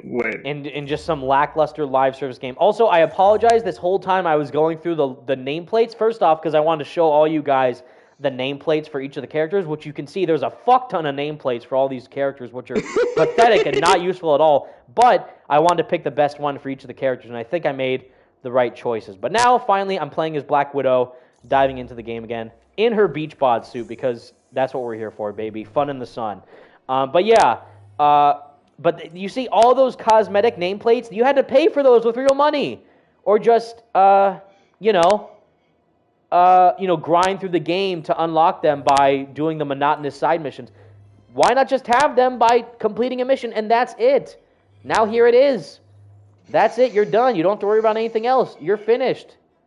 It's wild that it took this long. Let's go to the Utah Badlands as Black Widow. Sorry, I missed the question from Hassan. I can't believe my favorite YouTuber, Caboose, is still excited for this game. I think you mean Suicide Squad, right? Yeah. I mean, he's a diehard DC fan, but I never flack on someone for liking something that I don't. I mean, I will be, which is hilarious, because people come at me like, how dare you dislike Far From Home, Evan? That's the best Spider-Man movie of all time. Like, dude, I'm glad you like the game, but I think it's dog shit, and let's just leave it at that. So it's like that, but so it's like with Suicide Squad for Caboose, like, shout out to Caboose, but also it's like, he's a DC fan, and he grew up with the Arkham games from his channel, right? So if anything, I think he just wants to see it be played out. Like, he just wants to see the game for what it is by the time it releases. And I respect him for that, but you also have to look at it objectively to see, like, how have these live service games worked out in the past? Oh, not good? Oh, wait, that's the same that's going to happen with Avengers and Suicide Squad? Yeah, I highly doubt that's going to be any different here. Yeah, and Blasty, by the way, I'm making your dreams come true with this character showcase right now. But yeah, I don't know. Like, we'll see. I mean, he'll give his thoughts. But I already made my video on Suicide Squad. If you guys haven't seen it, it was titled "I Will Not Be Squad Kill the Justice League, and neither should you." So it's not me saying, "Oh, if you like Suicide Squad, you're an idiot." No, I'm saying just be careful with how you spend your money, because there are other things that you can spend your money on than this.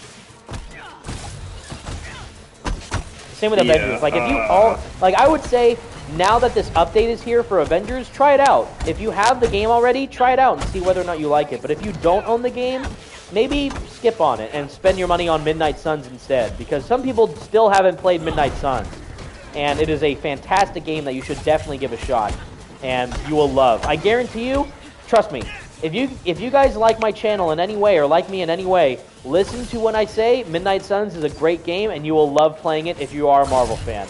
I promise I will not let you down with that statement. But no. Yes, with Avengers, you know, I'm doing this for you guys just to show off the what the game has to offer in its final stages, pretty much. But yeah, it's on its last legs. Yeah, like the people that say that Far From Home is the best Spider-Man movie, like, bro, Spider-Man 2 exists, you know? Yes. Also, Into the Spider-Verse.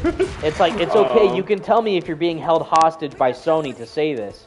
Like, I understand if you're having to be forced to say this, I understand.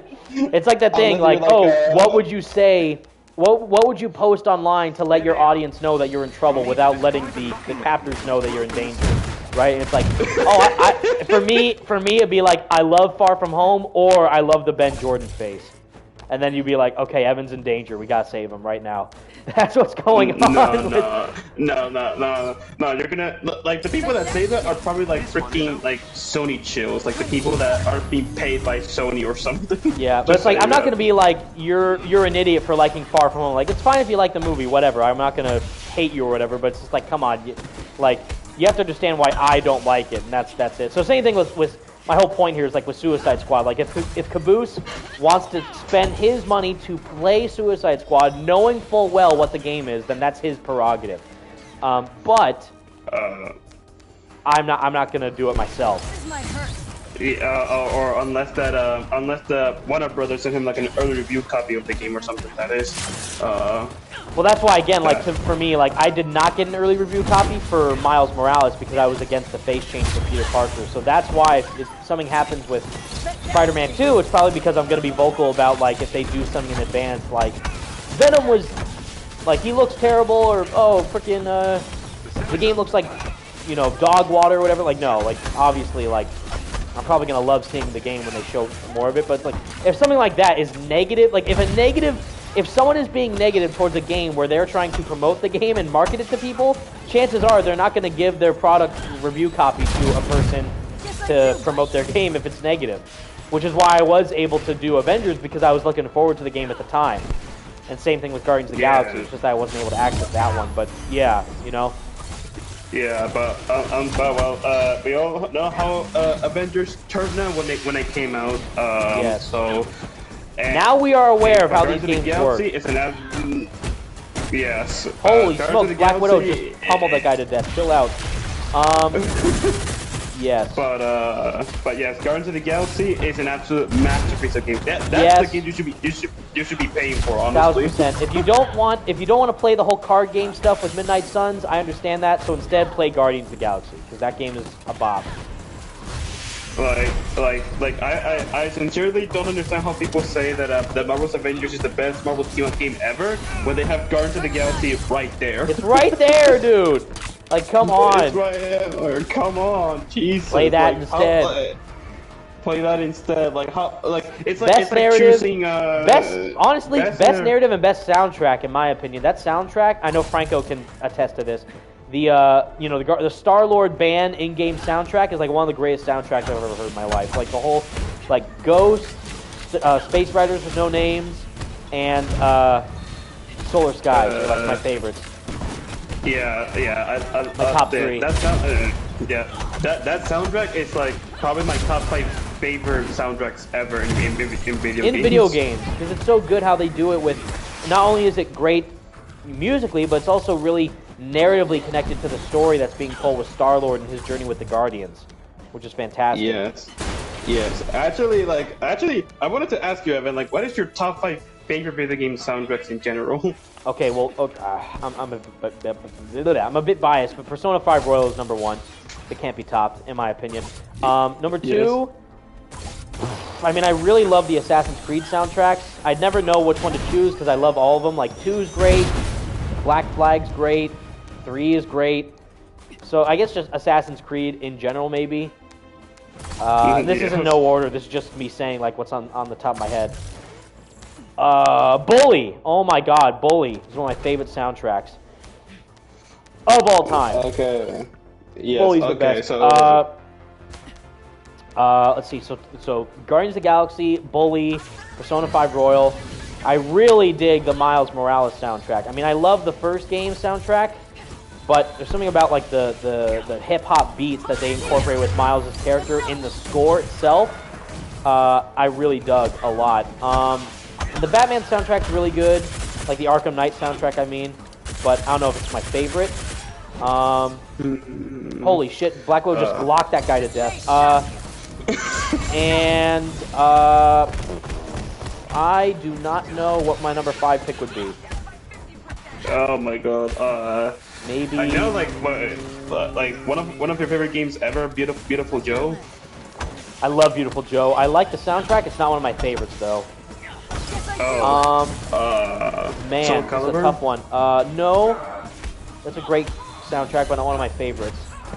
That was quick, just a kick finisher. All right. Man, this is a tough one. Number 5. Oh my God! How could I forget? Which I love this game. The Scott Pilgrim vs. the World soundtrack for the game. Oh my God! 2D game. Yes. That's one of my favorites. Yeah. Anamanaguchi, which I can't wait for the anime because they announced that they're going to do a Scott Pilgrim vs. the World anime, and it looks just like how the comic does, and all the cast members from the movie are back voicing their characters. So that's awesome. Yeah. I'm actually. But the Anamanaguchi soundtrack for Scott Pilgrim vs. the World, the game, that's a top tier bop. Yes, I'm actually very hyped for the Scott Pilgrim show. Like that's gonna be hype. I can't wait for that. Someone said, Evan, you planning to do any remastered mods for Spider-Man PC? I do not own a PC, sadly, so I have not played Spider-Man Remastered on PC yet, but I don't have a PC in general to do it on. I have a laptop, but that's not the same as a PC to play it on. The funny thing is that Evan's laptop was actually like it was actually a little bit broken for It was broken. a while. The screen snapped off because I was trying to edit videos too quickly, and I guess it just snapped off due to friction or whatever. But it just snapped off so fast because I was trying to edit things really quickly, but just it got kind of because I've had the same laptop since 2017. I have not got rid of it since because it's a great laptop. It is a Dell 2-in-1 Inspiron i5 engine or whatever. It's really good.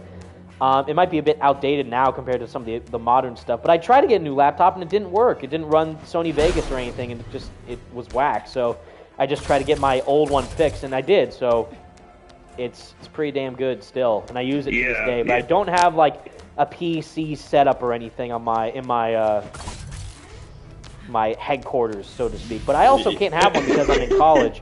In my dorm room, my roommate would get pissed off. Like, what the hell are you doing, Evan, with all this YouTube stuff? I'm like, oh no, sorry, Chris. It's just shout out to Chris, by the way. He's not here right now, but he's out actually getting a tattoo, which is pretty cool. But He is not here right now, but yeah, shout out to my boy Chris. But yes, I can't even set up like a YouTuber gaming, command center even if I wanted to. Not that I would anyways, because I'm mainly a console gamer, first and foremost. So when I have like a console ready, that's it. And I just use the laptop for editing videos. I don't use it to play games on. Yeah, it's the same thing with me. Like, even though I play games on PC here and there, I mostly prefer playing games on console rather than on PC. So, but yeah, and like I honestly just cannot imagine Evan having like a freaking gamer PC on his setup. Like you know that meme from South Park where they're playing World of Warcraft and you see that fat guy who's like, whoever he is, he must be one tough badass, and he's just there. He looks like freaking like DSP gaming or something. Like that would be me. Yeah, no, the funny thing was in about like 2 years time. Luckily, I'm not that out, but yeah, still, it's like that's how hilarious it would be if I had a PC setup or anything. But yeah, I don't know. I just do like video editing for my laptop and the playing on my PS5, and that's it. Because I rarely and I don't have a Twitch either. Like, Evan, you should do streaming more often. Like, I really should not, because I'm not good at streaming. I just do it when it is necessary. Yeah, and also like I actually remember the very first time that Evan actually bought a laptop so that he could start editing when he started editing videos was around 2017 when he made the YouTube 101 videos about how to do with the equipment and the. It was like my first 101 series of videos, and like the YouTuber breakdown. Like, here's the equipment you need. Little do I know. It's like, this is what I got, so it's like you should get this too. But it actually is really handy. The but I still have the blue snowball microphone, the Dragonfly pop filter, which kind of filters out exterior noise from recording, and the USB cable helps out too, and the Elgato HD to record footage on like older consoles. My buddy, shout out to my buddy Talented Gamer HD. He asked a lot about that when he was starting his channel up, and now he does amazing video edits with his channel, which you should definitely subscribe to because he's the best. Love you, Terry. And I remember, and I think you even mentioned that you bought that laptop. Was it on a Best Buy or something? Yes, it was. It was the last one. It was the last one at a Best Buy that I got for a discount price, and it was perfect. Yes. And I haven't separated with it since. It's like my OG YouTuber laptop. Yeah, and I remember he started putting more editing into his videos, mostly because he was doing really actual replay for because I had to learn throughout that process of what it took to edit videos and a let's play. I'm like, how does this work? And then that in turn helped me get better with editing videos when we were reporting on news for like the Spider-Man PS4 coverage and all that. So. But now, as you see, I can edit videos pretty darn well. I will say that. I feel confident in my video editing skills. I can do it pretty well nowadays. It only took 6 years, 6 to 5 years to do so, but it paid off. Evan came out a long way, we can say for sure. Yes. Hassan, what are you, any movies you're planning on watching this year? No. I mean, I've been so out of the loop recently. I know John Wick 4 and Shazam 2 just dropped recently, and I haven't seen either of them because I've been so busy, but also I'm just not into movies as much as I once was. Nowadays, if a movie comes out, it'll take me like a month, like a week or so later to see it in theaters because I just am not invested as much in them as I was previously. Yeah, and also because another reason is because Evan he's more of a game person. I'm a gamer. Yep. But also, I don't know, like, what movies are out now that are good? I know everyone's loving John Wick 4. I gotta see them, like, more prominently, because I've seen the previous two, but I don't remember them as commonly as I should. But, holy shit, I just realized, look how far away Spider-Man is. Wait a minute. Black Widow and Hulk are Hawkeye and Kate Bishop and Hulk are right here. Spider-Man, where is he? 10,000 meters away. What are you doing? He's escaping the boundaries of the realm of the game. Amazing. Wow. But he can't because there's invisible walls in the game. Incredible. But yeah, everyone's like saying cinema is back, baby. I'm like, what is? Because I have not seen any of these movies. I guess John Wick 4. Like, what's a good example? Like the Ant-Man Quantumania. I saw that like a few weeks ago. I'm not even kidding. I fell asleep during it. So that's how like little I'm invested in movies nowadays. Because none of them have. There's not been a movie like, man, I got to see that movie. Like right now, there's not been like, not even John Wick 4 has made me do that. Like I've just been like, oh, another John Wick movie. Like literally John Wick 4. Like okay, like that's a lot of John Wick. So it's like, can we not do anything new nowadays? Like I don't know. It's like we're just banking on the stuff that people like and just go from there. No, if it was a John Wick game, then it would be. That'd be interesting. Okay, same thing. Like if they announced an Ant-Man game, I'm all for it. Heck yeah, I want to do an Ant-Man game. Do that. Yeah, but instead it's like, but yeah, like for me it's like I'm planning to watch because I'm actually doing a marathon of the John Wick films because I've never seen them. I only watched the first and second one. I'm currently watching so I'm gonna watch the third one when I can. They're all pretty good. The first one's like a house invasion movie from what I remember, but then they go like off the rails with the other ones. Yeah, they go off the rails and the other ones for sure. But yeah, and yeah, like it's honestly like I mean yeah, they're good movies for sure, but it's nothing like it's nothing to be like, oh my god, I have to watch this movie at the theater. Yeah, like wow, oh my god, this is the greatest thing you'll ever see in your life. I'm like, is it really though? Like I haven't not. I'm trying to think of what the last movie was that made me feel that way. Like not even Avengers Endgame made me feel that way. Like Avengers Endgame was awesome, and I really liked it, but I didn't like. You know, that was the greatest thing I've ever seen in my entire life. I'm like, well, that was really good, but I'm like, I gotta see that again. You know, I never felt that. Like the only movie that I actually not even Spider-Man No Way Home made me feel that way, and I made that very clear several times. Like Spider-Man No Way Home is my favorite MCU Spider-Man movie, and it's not just because Tobey and Andrew are there, but it's actually because it's a really good movie. But it's not like, oh my god, this was the most amazing cinematic experience I've ever seen in my entire life. No, it was like, that was good. I'm really glad it didn't let me down like Far From Home did, but it's like, you know. No. Like, it was a good movie, but it just felt like another MCU movie, you know? Exactly. Yeah. Right. Yeah. So it's like, nothing like stood out to me in that type of, Oh yeah, Hyper on Rex. How about the Super Mario Bros. Movie coming out next week? I got my ticket for it. That's great. I hope you enjoy it. I have not. I mean, I like Mario a lot. I mean, one of my favorite games actually is Super Mario Galaxy. That is my favorite Mario game. But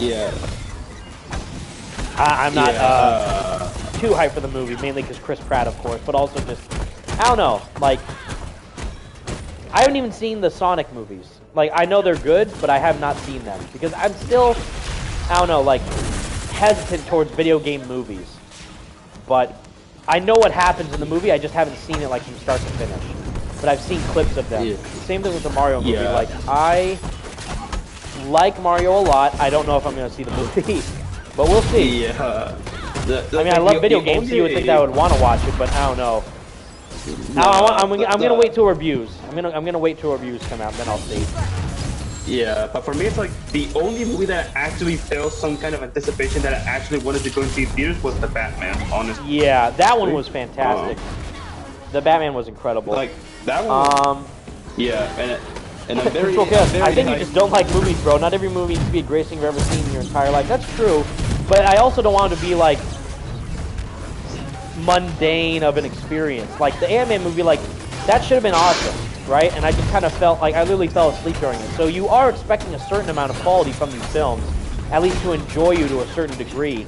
But that's why I guess I'm just more engaged in the medium of games than movies. Because I'll watch a movie, I'll like it, and I'll probably never think about it again.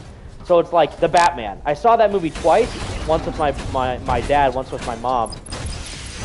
But I didn't, like, stick with it. You know, like, man, Robert Pattinson was awesome as that. And that Batmobile chase scene was great. But I'm like, oh my god, I can't wait for The Batman 2.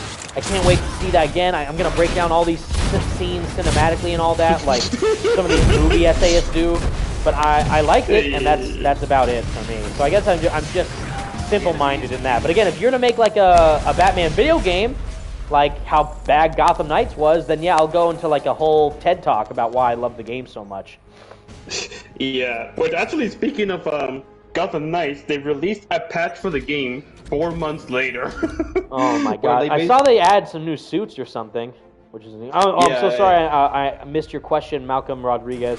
What is a bad movie you enjoy watching? Ooh, that's a good one. I mean, I like Spider-Man 3. A lot of people still. I think nowadays we as a society have come to like more of Marvel Spider-Man 3. I almost said Marvel Spider-Man 3. See, that's how much of a gamer I am because I'm already thinking about Marvel Spider-Man 3 before Marvel Spider-Man 2 is going to happen. But Spider-Man 3, I think has gotten a lot of hate unnecessarily, but I think people have come around to it in the recent years. So I like it a lot. It's not my favorite by any means, but I do like a majority of it. Especially the whole theme about being with forgiveness, you know, being the main theme of the movie. Acceptance and forgiveness is a big factor of that film, and I really love the whole Sandman confession scene at the end of it, which is like the best part of the movie, funny enough. But a bad movie that I like watching. I'm trying to think of like not even just like a superhero movie, just a movie in general. Imagine it's a superhero movie.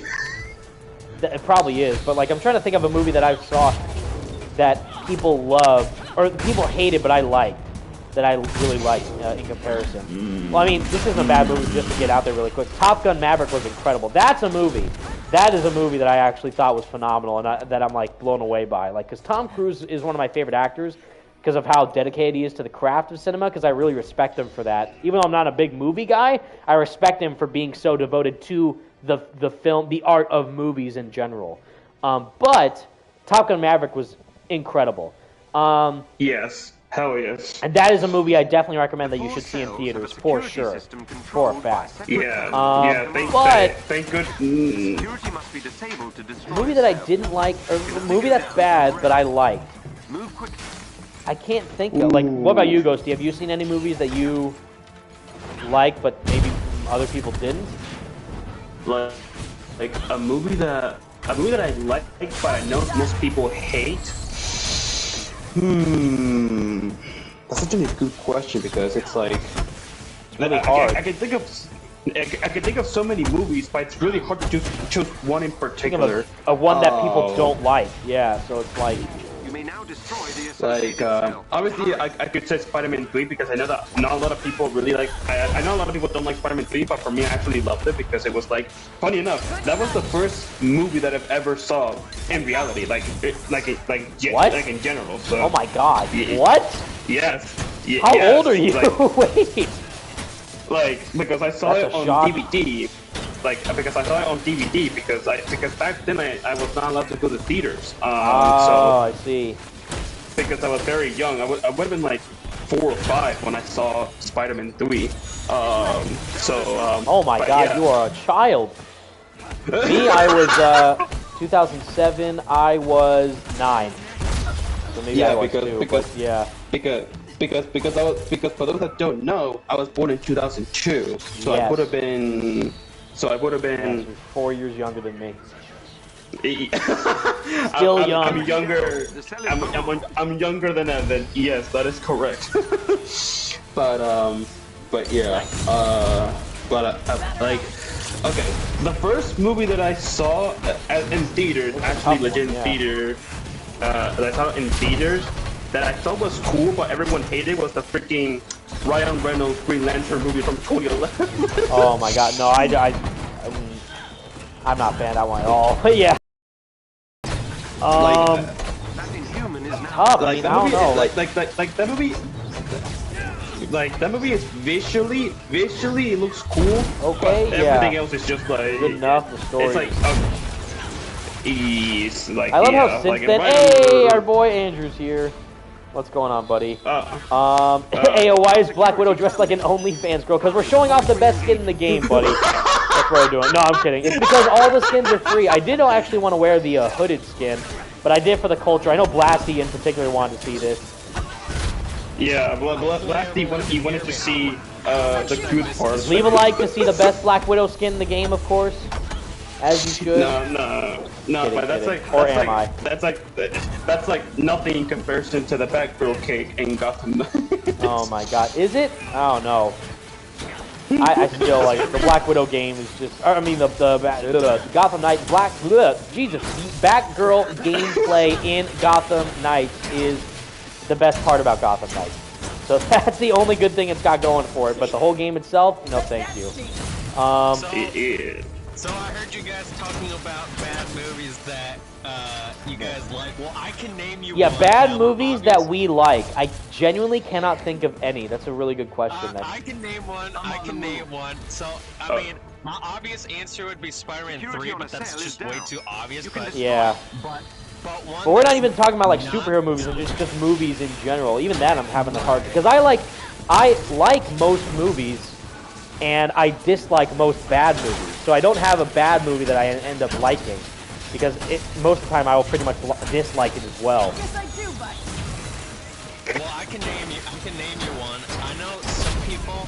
All right, people don't hate the first movie as much, but I know for a fact people do for the sequels from this particular franchise. But one movie that I like, Oh, The Matrix. that I know a lot of people don't like, is the first Transformers movie. I mean, come on, that movie was so awesome. Oh yeah. Oh my god, I completely forgot. Like, I know people hate it, but Well, the first one is still my favorite. The first Transformers movie. I mean, I guess if you take Bumblebee into consideration, that's a really good one too.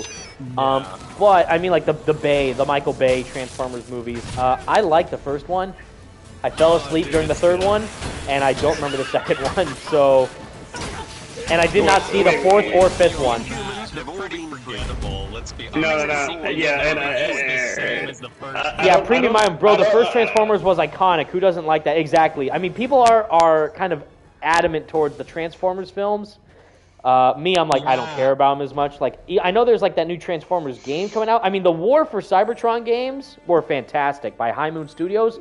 Those stick with me more than the movies. But yeah, the first movie was great. But yeah, I don't remember the Revenge of the Fallen. Even though Tony Todd voices a character in that, he voices the Fallen in that movie. Yes, that's right. He voiced the villain in that. I forgot And about Dark of the Moon, I don't remember seeing at all. Or I mean, I saw it, but I don't remember seeing because I fell asleep during it. But then, and I didn't see the Mark Wahlberg ones. The Last Night. And Last Night. What was the other one? Age of Extinction. Oh, Age of Extinction. Yeah. Okay, Yeah. we did. We did. What? How far are we in? We're 2 hours in the stream. Holy smokes! Well, I want to try and do at least one mission with each character. So we did Kamala. We did Widow in her swimsuit, as we should. Now we're gonna do. I'm gonna do Kate Bishop, Hawkeye, in her fairy tale dress. I'm gonna be honest, I actually still, even though it's been 6 years now at this point, I still haven't watched The Last Night just because the movies are all just literally the same thing. They're all the same. They blend together, and they're just one massive product placement after another. If you notice that too, it's like you know what it is for the cars and for like Bud Light or something, because it's all the beers and stuff. So it's like, Asan, yeah. See, I'm like the worst person to ask this. Am I excited for the new Transformers movie? I didn't even know there was a new Transformers movie. That's all you need to know about me. Gosh. Wait, actually, that's a lie. Isn't it about like the Beast Formers or something? Yes. Okay, so Yes. maybe I do know about it, but I don't know anything about it other than that it has like the Beast Formers in it. So no. I mean, I probably am not going to see it in the theaters either. Locked on and ready, fair Commander. enough. Well, let's be honest. All the Transformer movies from Michael Bay are literally a product full of explosions. Explosions, product placement, and also babes. The big one is babes. Just hot shit. Yeah. Megan And Fox also- and European and- models or whoever. Also, this looks Yeah. super painful for Kate Bishop. She's running barefoot in this European valedictorian dress. I know, Like, that looks and super also painful. like apparently like in Age of Extinction, a really random plot line that is doing there is that apparently like Mark Wahlberg's character's daughter apparently is dating someone who is much older than her daughter. Yes. So it's Well, there's a whole. So I know, like, my knowledge of the Transformers movies comes from one of my favorite channels, Mr. Sunday Movies, who does like the Caravan of Garbage reviews of all the Transformers movies. They have like that whole breakdown of like the whole like clause thing of him, like the daughter dating an older guy and there's like a law or something that he brings up. Like, I actually can date your underage daughter because it says it's legal in certain areas of the state. Like, what are we doing here? Yeah, like, what is happening right now? Yeah. This is wild. Yeah, the feather that was implemented in a Transformers movie out of all things, it's like, why? What are we doing here? Can we not do this, please? Wait, you mean to tell me the boyfriend's actually... Oh, wait, it's... Alright, let me get this right. The boyfriend in is older than the daughter. Yes, it's old. Yes, and the daughter is underage. He's like what, like 8 years older than her or something? I don't know. It's a big gap. It's a big age gap, and they talk about it in the film, like, that it's, like, okay for him to do this.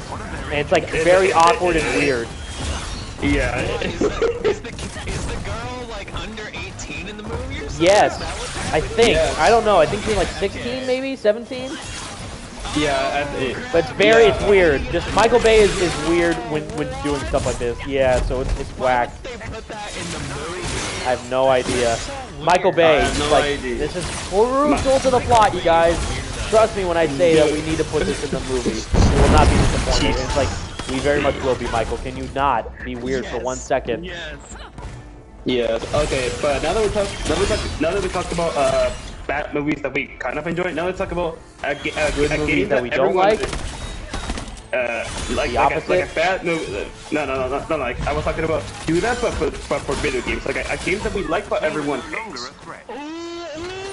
I got one. A game that we like, but everyone hates. Get me to the location. Okay. Yes. I got one. Ooh, I'll name you one. Midnight Suns, I guess, because everyone's crapping on the game without even trying it. It's like, nah, that game's fantastic.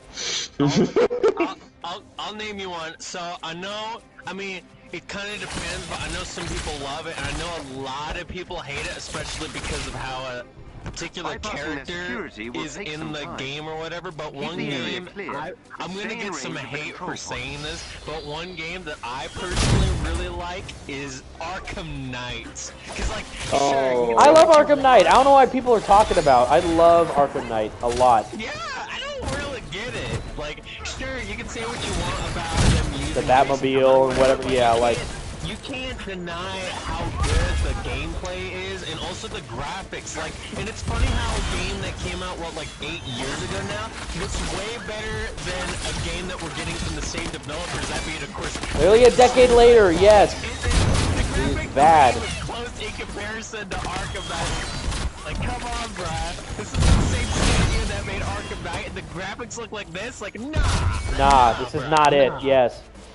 Oh my god, Blasty Game said in the chat, Spider-Man Edge of Time, just because Evan hates it, even though I was almost tempted of saying that, but I'm like, I'll withhold myself, because I can think of another game that I dislike that people do like, and like, I know what exactly I can say here, but I won't, and Blasty just did anyway, so like, yeah, fuck Edge of Time, I'm sorry, I'll say it here, I'm not a fan of Edge of Time at all.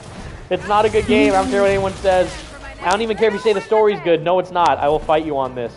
At least it has a good black cat, though. I'm sure. That is true. That is true. That is the one thing Beanox got right is Black Cat's design, and I will forever thank them for that. And it's technically cool because it's like technically Black Cat 2099. It's not even like normal Black Cat. It's like futuristic Black Cat, which is something we've never really seen before. So that's pretty dope. Yeah, but let's just say that everything else besides that is everything like, that no, thank you. But yeah, no thanks. Different strokes for different folks, as I say. But yeah, I don't know. There's a lot of cool stuff in games that I like. Or wait, bad games that we do like was the question? Yes. Yes. Why am I think? I'm trying to think of like a bad game that I like that people. Oh, Assassin's Creed 3. I love Assassin's Creed 3. People hate it for some reason. I don't know what they're talking about. Compared to the newer Assassin's Creed, Assassin's Creed 3 is a masterpiece. Oh, Evan, you want to know what Blasty said in the chat? What's up? He said, Blasty just said in the chat, if Evan hates Edge of Time, he hates Black Cat. Oh my god. Oh no! I've been outed. Oh my god, no! He has I'm become being exposed. This is against my way of life too. How could I do this to my girl?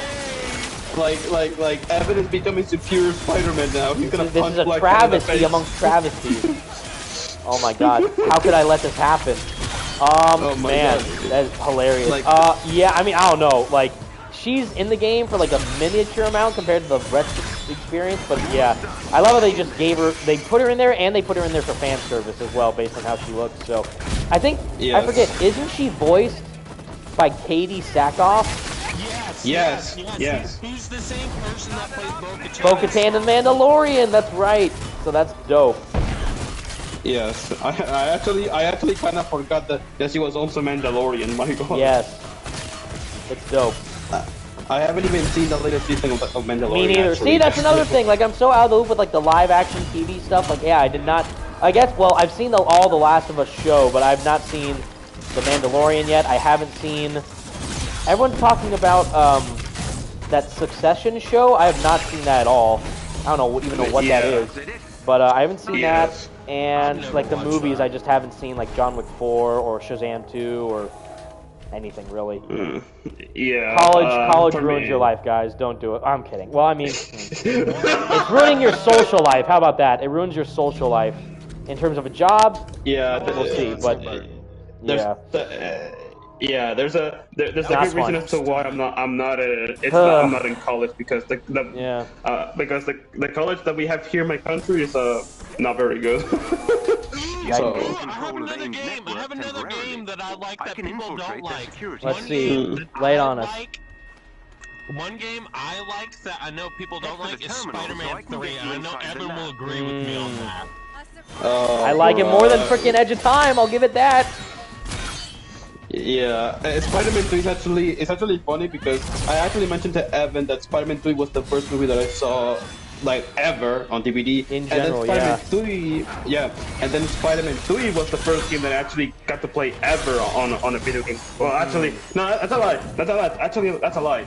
Batman Begins on the PS2 was the first game that I ever played in general. I freaking love the Batman Begins. I love it. Well, I don't know what people may not like that one actually, but well, if you compare it to the Arkham games, of course not. But I really enjoyed it when it first came out. I liked it a lot.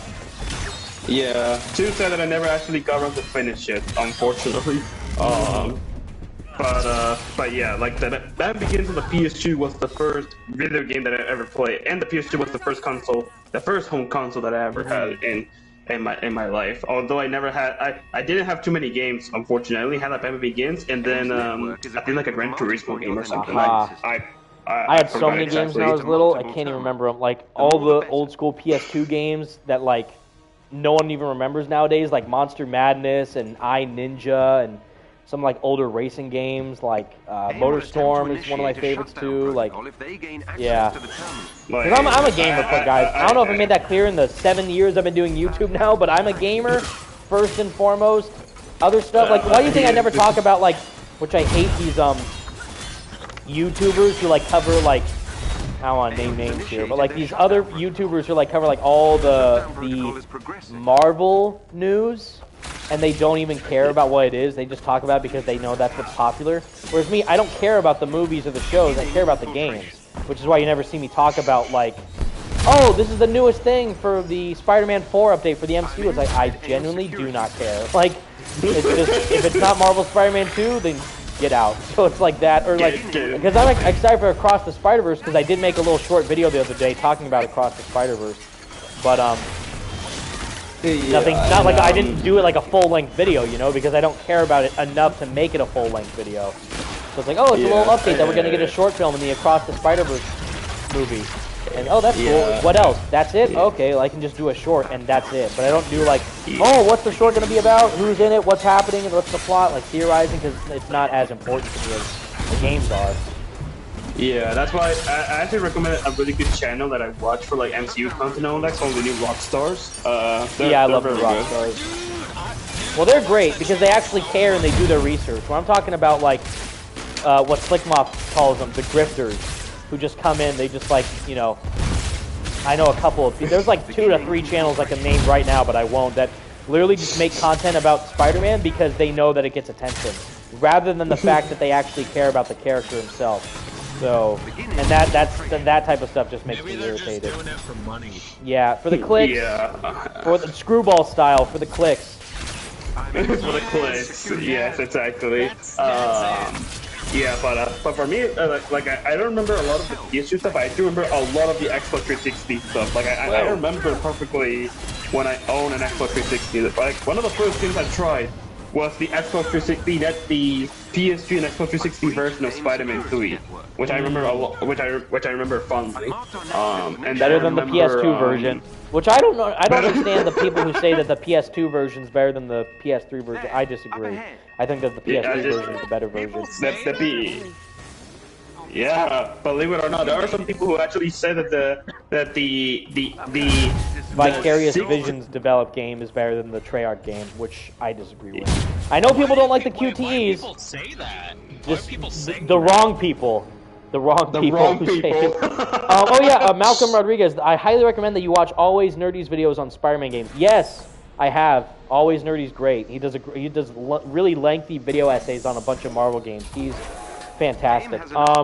And Asan, the person I recommend is 3C Films. I do know who you're talking about. Yeah, he's again. I'm not really big into the movies, but I think I know like he does like a bunch of Marvel reporting and stuff. Like, did you say High Talk Films?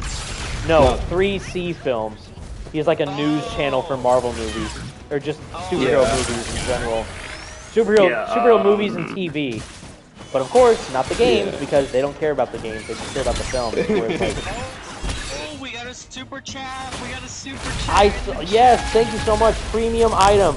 $2 donation. Thank you so much. Will Into the Spider-Verse short release before or after June? I'm not entirely sure. I don't think they clarified. I think they said they're releasing it during the film festival, and that will be in June, but Across the Spider-Verse also comes in June as well. So I would think it would release on the same day as the movie, maybe, because like you would show the short film before the movie, right? I don't know, like. The reactor is powered by maybe. Like, I mean, wouldn't you want to do that for your film? Like, I would think that would be best. I don't know, but maybe not. Yeah. There's a question in the chat. Blasty Games asks, which version of Black Cat do you guys like? Never saw Spider-Man 2, Web of Shadows. Oh my God. Or Insomniac. It's so hard. And fun fact, the voice actor who plays Black Cat in Web of Shadows also plays her in Spectacular Spider-Man. So if you love Spectacular... Yes! So if you love Spectacular Spider-Man, you should love Web of Shadows as well. But, oh man, there's so many... I mean, I'm biased. I love all of them. For so many reasons. First off, their personalities. But also, I mean, Jennifer Hale voices Black Cat in the... She voices Black Cat and Mary Jane in the Neversoft game. So she is already amazing. And she's one of my favorite voice actors in general. I love the Spider-Man 2 movie tie-in game version because it's so good because I love the movie Spider-Man 2, but the Spider-Man 2 movie tie-in game, that is like movie level quality writing with like how he's dealing with his struggle with getting with MJ and balancing his life with Spider-Man, because they don't have any like Peter Parker gameplay like how they do in Spider-Man PS4. So instead they give you like more cutscenes with Peter, but also like the sequences where he's talking to Black Cat as Spider-Man to really solve that dilemma of like, wow, he has to balance his lives as Spider-Man and Peter Parker. And it's like, does he spend time with MJ or does he spend time with Black Cat fighting Shocker and all that? And I love how they're like almost getting together at that point, but then I gotta stay true to MJ. She's like, you're finally doing what you want, and he's like, thanks. And he's like, you know, fantastic story in that game. I mean, Web of Shadows, Black Cat's phenomenal. The symbiote Black Cat, that just adds her up to a whole other echelon of greatness. That was the GOAT. That's one of the best boss fights in any Spider-Man game. All the symbiote villains, but mainly symbiote Black Cat, where she's like flirting with him while trying to kill you. Like, oh my God. And then Erica Limbeck, Black Cat. I mean, what can I say? What is there to say? Phenomenal. I can't. It's just Also, actually, Blasty forgot one version of Black Cat though. Which one? Oh, Friend or Foe? Edge of Time. No, that is one actually. Yeah, Friend or Foe has one too. That's what it is. That's what it is. I'm talking about both the Amazing Spider-Man movie time games also have Black Cat. Oh yeah. Yeah. That's right. She was in both those. I forgot she was in both those games. She was like a walking like innuendo of sexual puns in those games. Like I didn't know you could be this rough Spider-Man. Like, chill out, okay? Like, I can't. This is a children's game, all right? Like, no. But yeah, like, yeah, it's hilarious. But yeah, I loved. Every Black Cat brings something new to the table in each of her portrayals, and I love all of them. Really, they're great. yeah. But like, but yeah. So, Damn. but yeah. So for the people that are just tuning into the stream, we are playing Marvel's Avengers. We are playing through the latest update. Yes, where we basically are. everything. We're playing all the content for the game is for free now. Everything is free. We checked out all. We're checking out all the characters, like final takedowns, all their suits. Like you can go back in the live stream to check this out. But you see like cell shaded Captain America, MCU Winter Soldier, which is like one of the best suits in the game, is how he looks in the film. Evan. Question for you. Jarvis, Yes. picking up Since I'm here, didn't you say in order to make me a moderator, you have to click on Yes, my channel through the comments I or do. something? Well, I just made a comment, so if you want to make me moderator, you can now. Perfect. Me as well, because he still hasn't made me a mod into the chat. I think I just saw. If you leave a comment, yeah, I can see you. Add as moderator, standard moderator. Boom. So now both of you, I think, are moderators. Thank you for doing that. Yeah, for reminding me. Premium item. Can't believe I actually wasted money on some of these suits. I know. Whereas like right now, you know, Bucky out of nowhere just grabs the shield. But oh, that's actually sick. So the shield this is an emote that Bucky has. He's grabbing the cell-shaded shield that Captain America currently has since he's wearing the cell-shaded suit. That's actually sick. I actually like that a lot. So it's very detailed in that sense. So he's wearing, and if you have like, if you equip like the MCU Captain America suit, chances are he'll grab like the MCU shield. So that's actually cool.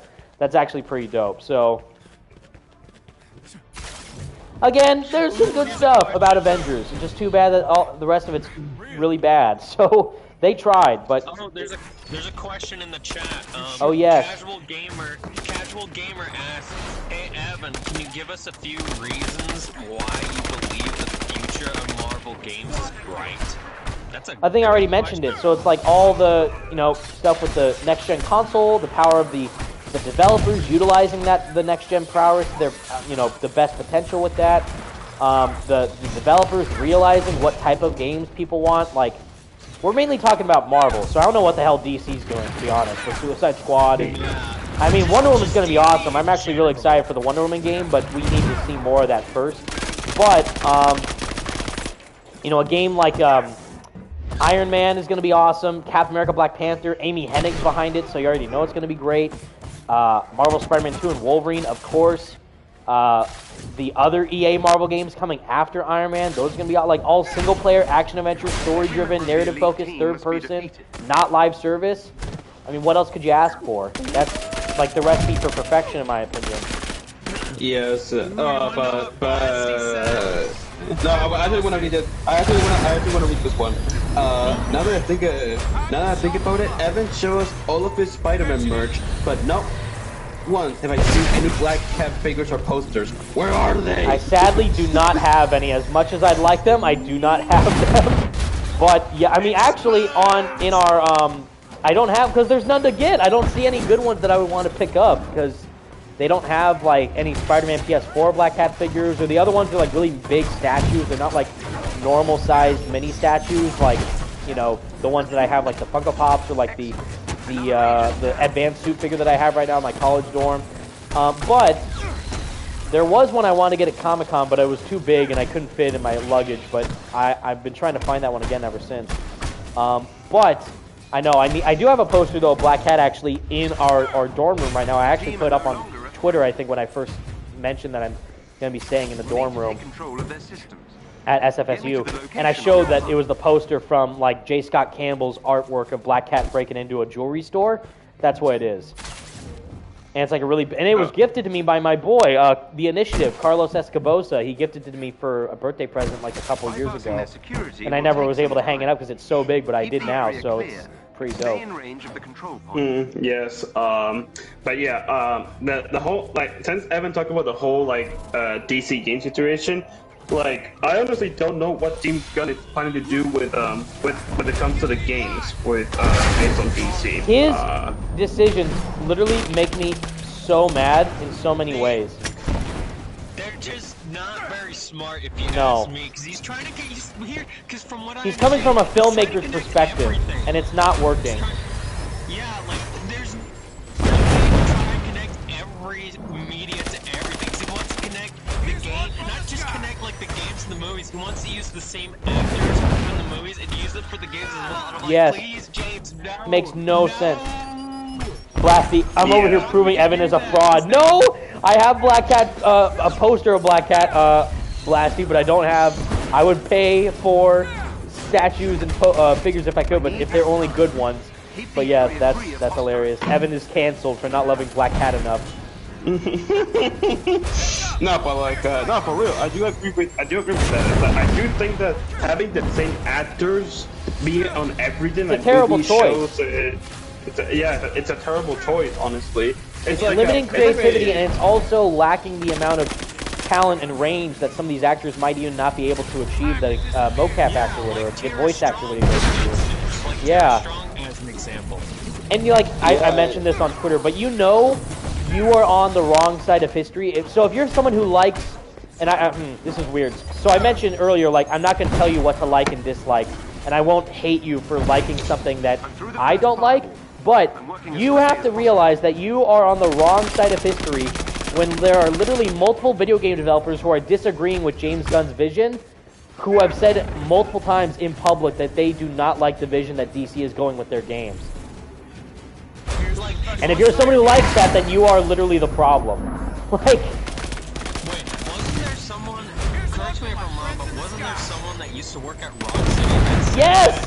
He called him out. He's like, I don't like what James Gunn's doing. This is a bad call. I'm like, you're damn right it's a bad call. And he worked on a... He's like, I'm never going to work on another DC video game again if this stays true to what James Gunn's vision is. It's like, that should tell you all you need to know. That should tell you all you need to know about why this is a bad idea. Yeah. Casual gamer said that he missed your response because he had to pick up groceries when he asked you about if you That's believe okay. the future of Marvel games is bright. Well, you can go back and watch the stream, but basically I said it's going to be great. I mean, all the next-gen consoles are going to push the technology even further. Like, I can tell you, like, even though we kind of know what to expect right now in terms of how the sequel will shape up for Spider-Man 2, I can guarantee you that we're going to be blown... I mean, I haven't seen anything, so I don't know for sure, but just what they've talked about the game and what the PS5 is able to do, we know that we're going to be blown away when we see Spider-Man 2 in action. Like, the gameplay and how Venom looks and how the story's going to shape up and the swinging and all that, like... and knowing how talented Insomniac is, and it's a PS5 exclusive, like, all those in consideration, like, taking all that into consideration, you know it's going to be a great time. That did it. Nice work. Same with Wolverine, same with the Iron Man game, same with the Captain America Black Panther game. Like, Actually, it can only be good things coming from them. That actually reminds me, since we're talking about PlayStation, so apparently a big retailer in Australia has listed a PlayStation 5 Slim. That's right. Yes. See, like, I'm all in the know, like, all the video game news, but, like, I could care less about what's happening with the films and everything. Like, oh, Daredevil's, like, the Daredevil Born Again series, is it going to have Karen Page and Foggy Nelson? I'm like, and everyone's, like, freaking out. I'm like, I genuinely don't care. Like, I do not care. Like, I don't know. Like, I'm just so bombarded with all the movies and stuff, and they just kind of bleed together right now, and then it's like, oh, how could you do this when you bring back the Punisher and Daredevil, but not Karen Page? And fuck, like, is that really important? Does that matter? You're getting another Daredevil show. Just be happy with that. Like, I don't know.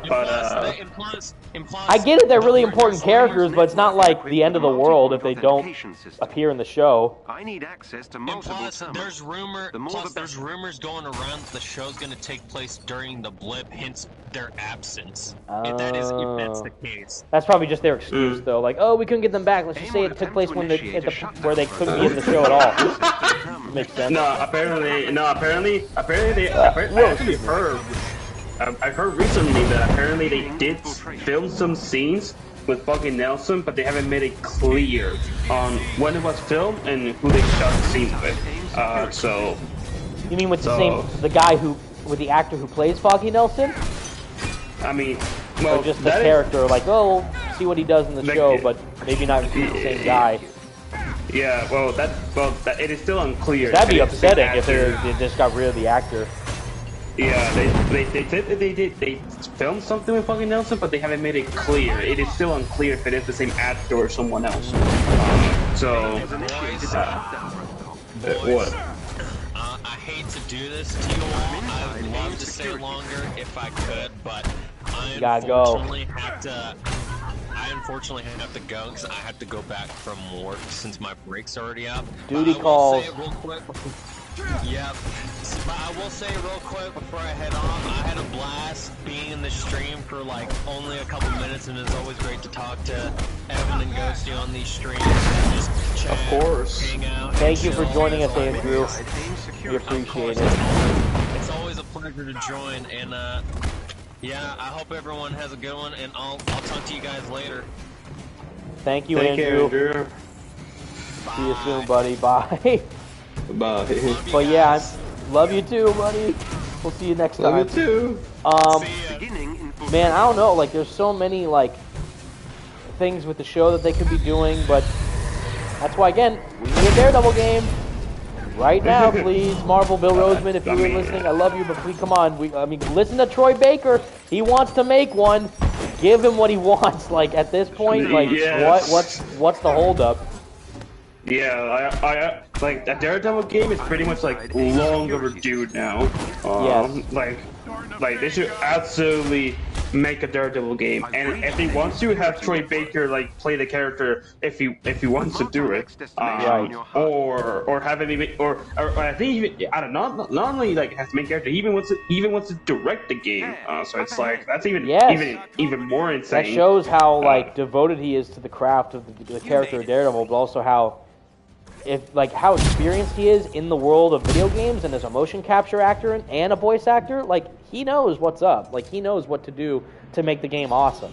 And I have total faith. Like, if he would direct the game, yeah, I think he would absolutely nail it out of the park. Yes. But yeah. So a PlayStation 5 Slim is apparently like on the listing on Australia. So. What do you think this means, Evan, that we're getting a slimmer PlayStation 5? Well, if anything, I'd be more excited if we got the announcement of a PS5 Pro, because that means it'd be even more impressive than what the PS5 is already able to do. But yeah, I mean, if they're gonna make like a new remodeled version of the PS5, I don't know if that means they'll have like less storage space or something than the main PS5 already has, or if it's just like. Because I know they did that with like the PS4 Slim. The PS4 Slim wasn't technically a Slim, it was just like what the remodeled version of the base PS4 looked like. So they might do that for the PS5 Slim. I don't know though for sure, but if they do, it's like, well, whoever doesn't have a PS5 yet, definitely look into buying that because it might help and it might be a lower price for all we know. So yes, I was really wondering if they're gonna if it's gonna have if it's gonna keep having the performance and fidelity mode, like the standard PS5. And put that into the Slim. I'm actually really curious if they're going to be able to do that. The fidelity mode of the PS5? I would think so, because that's like one of the big marketing factors of it. Like, do the 60 FPS, even certain games can do like 120 FPS. So yeah, the 4K fidelity mode, I would hope so, because that's one of the best aspects about the PS5 is how graphically detailed all the games look on the platform compared to the PS4. So if they don't have that, then that's a no-go on day one for sales. Which is why I'm curious, like, what would a PS5 Pro even do in terms of like graphically enhancing the game or whatever? They're gonna make all the games play at 8K. 8K, probably. Who knows at this point? Who knows? Definitely a possibility. Or all the games are gonna run at 120 FPS. Right. Like it's gonna be even more advanced than the PS5, but I can guarantee you it's probably gonna be even more expensive than what the PS5 already is. Already setting you back $500, $600. So yeah, this one might be like $450 possibly.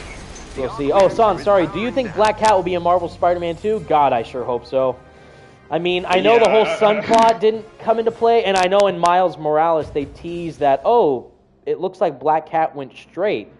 Because they say that, like, you know, it looks like she got out of the whole crime syndicate stuff after the Hammerhead mission. And then after the Silver Lining DLC where she came back and then she's like, I'm sorry I tricked you, but then she leaves and saves Spider-Man from Hammerhead. But in Miles Morales, if you look at like through the files of like some of the criminals and stuff, you see like, what's his name? Simon Krieger talk about like some characters like, oh, the Prowler, who's this? Oh, Black Cat, who's that? Oh, Rhino, who's that? And it sounds like when he's talking about Black Cat, it sounds like she's gone straight. Like she's not a criminal anymore. Like she's kind of, that was her last big job and then that's it. I hope that's not the case. Because I would love to see her come back with, especially interacting with Black Suit Spider-Man. Come on. That's like a requirement in any Black Suit Spider-Man storyline is seeing what Black Cat thinks of Black Suit Spider-Man. Like, come on.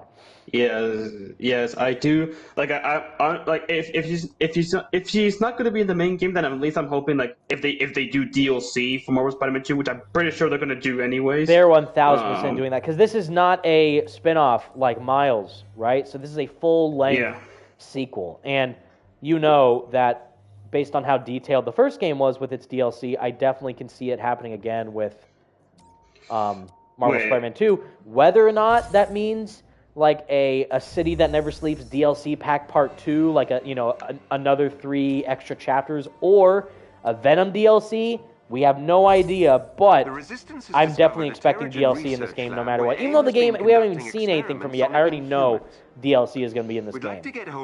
Yeah, well, I mean, they're gonna have to, if they want to, make more money, then make DLC for Spider-Man. Yeah. So I do heavily believe if they're a fan of money, which I definitely think they are, then they will definitely make more DLC for Spider-Man 2. Yes, they're definitely going to make more DLC, whether that's going to be with Spider-Man and Black Cat or more stuff with Venom. We still don't know. Man, my dream is to have one day Black Cat be a playable character in a Spider-Man game. Not friend or foe, even though she's great in that, or a Lego Marvel game. I'm talking about like a full AAA, like Venom-style gameplay in Ultimate Spider-Man, but for Black Cat. Just all that. Yes, please. Like, I'm hoping that we get something like the Arkham games where she... Yeah, like Catwoman is? Yes, exactly. Because Catwoman plays fantastically in the Arkham games. Yes, I hope we get something like that for Black Cat and I like how... Sorry, I like how this Thor skin actually modulates Thor's voice, so he sounds more robotic. Yeah, that's cool. Only if it would be cooler if it was for a costume that was not behind a paywall. Except Jesus not anymore, Christ. Baby. But yeah, this one, yeah, $15 worth, not worth it for a little adjustment. But yeah, that's crazy. Yeah. Oh my God. Son says, I would love to control Black Cat as a DLC. Yes, as would we all. Yeah, as would we all. Because I mean, we technically, I said we play as Black Cat in the first game, but not really. That was just like that was just like a that was like a companion AI type thing. Yeah, not like controlling her physically. But that was still cool. That was still cool nonetheless. And I feel like that was an insight towards how we could see the gameplay work for Miles and Peter. If you can't control them automatically, which I think you could, but if you like have to switch control between them. That's how I could think it works. Like, hey, Miles, you get this guy, I get this guy. Or what I hope is that you can switch between them whenever you want, and then just take control from there.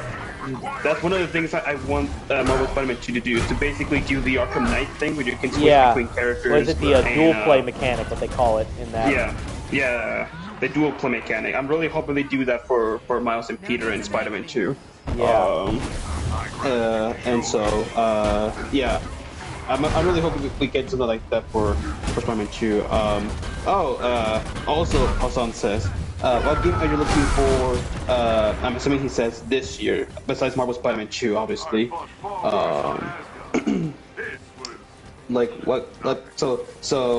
is your most anticipated? What is your most anticipated game of this year besides Marvel Spider-Man 2, obviously?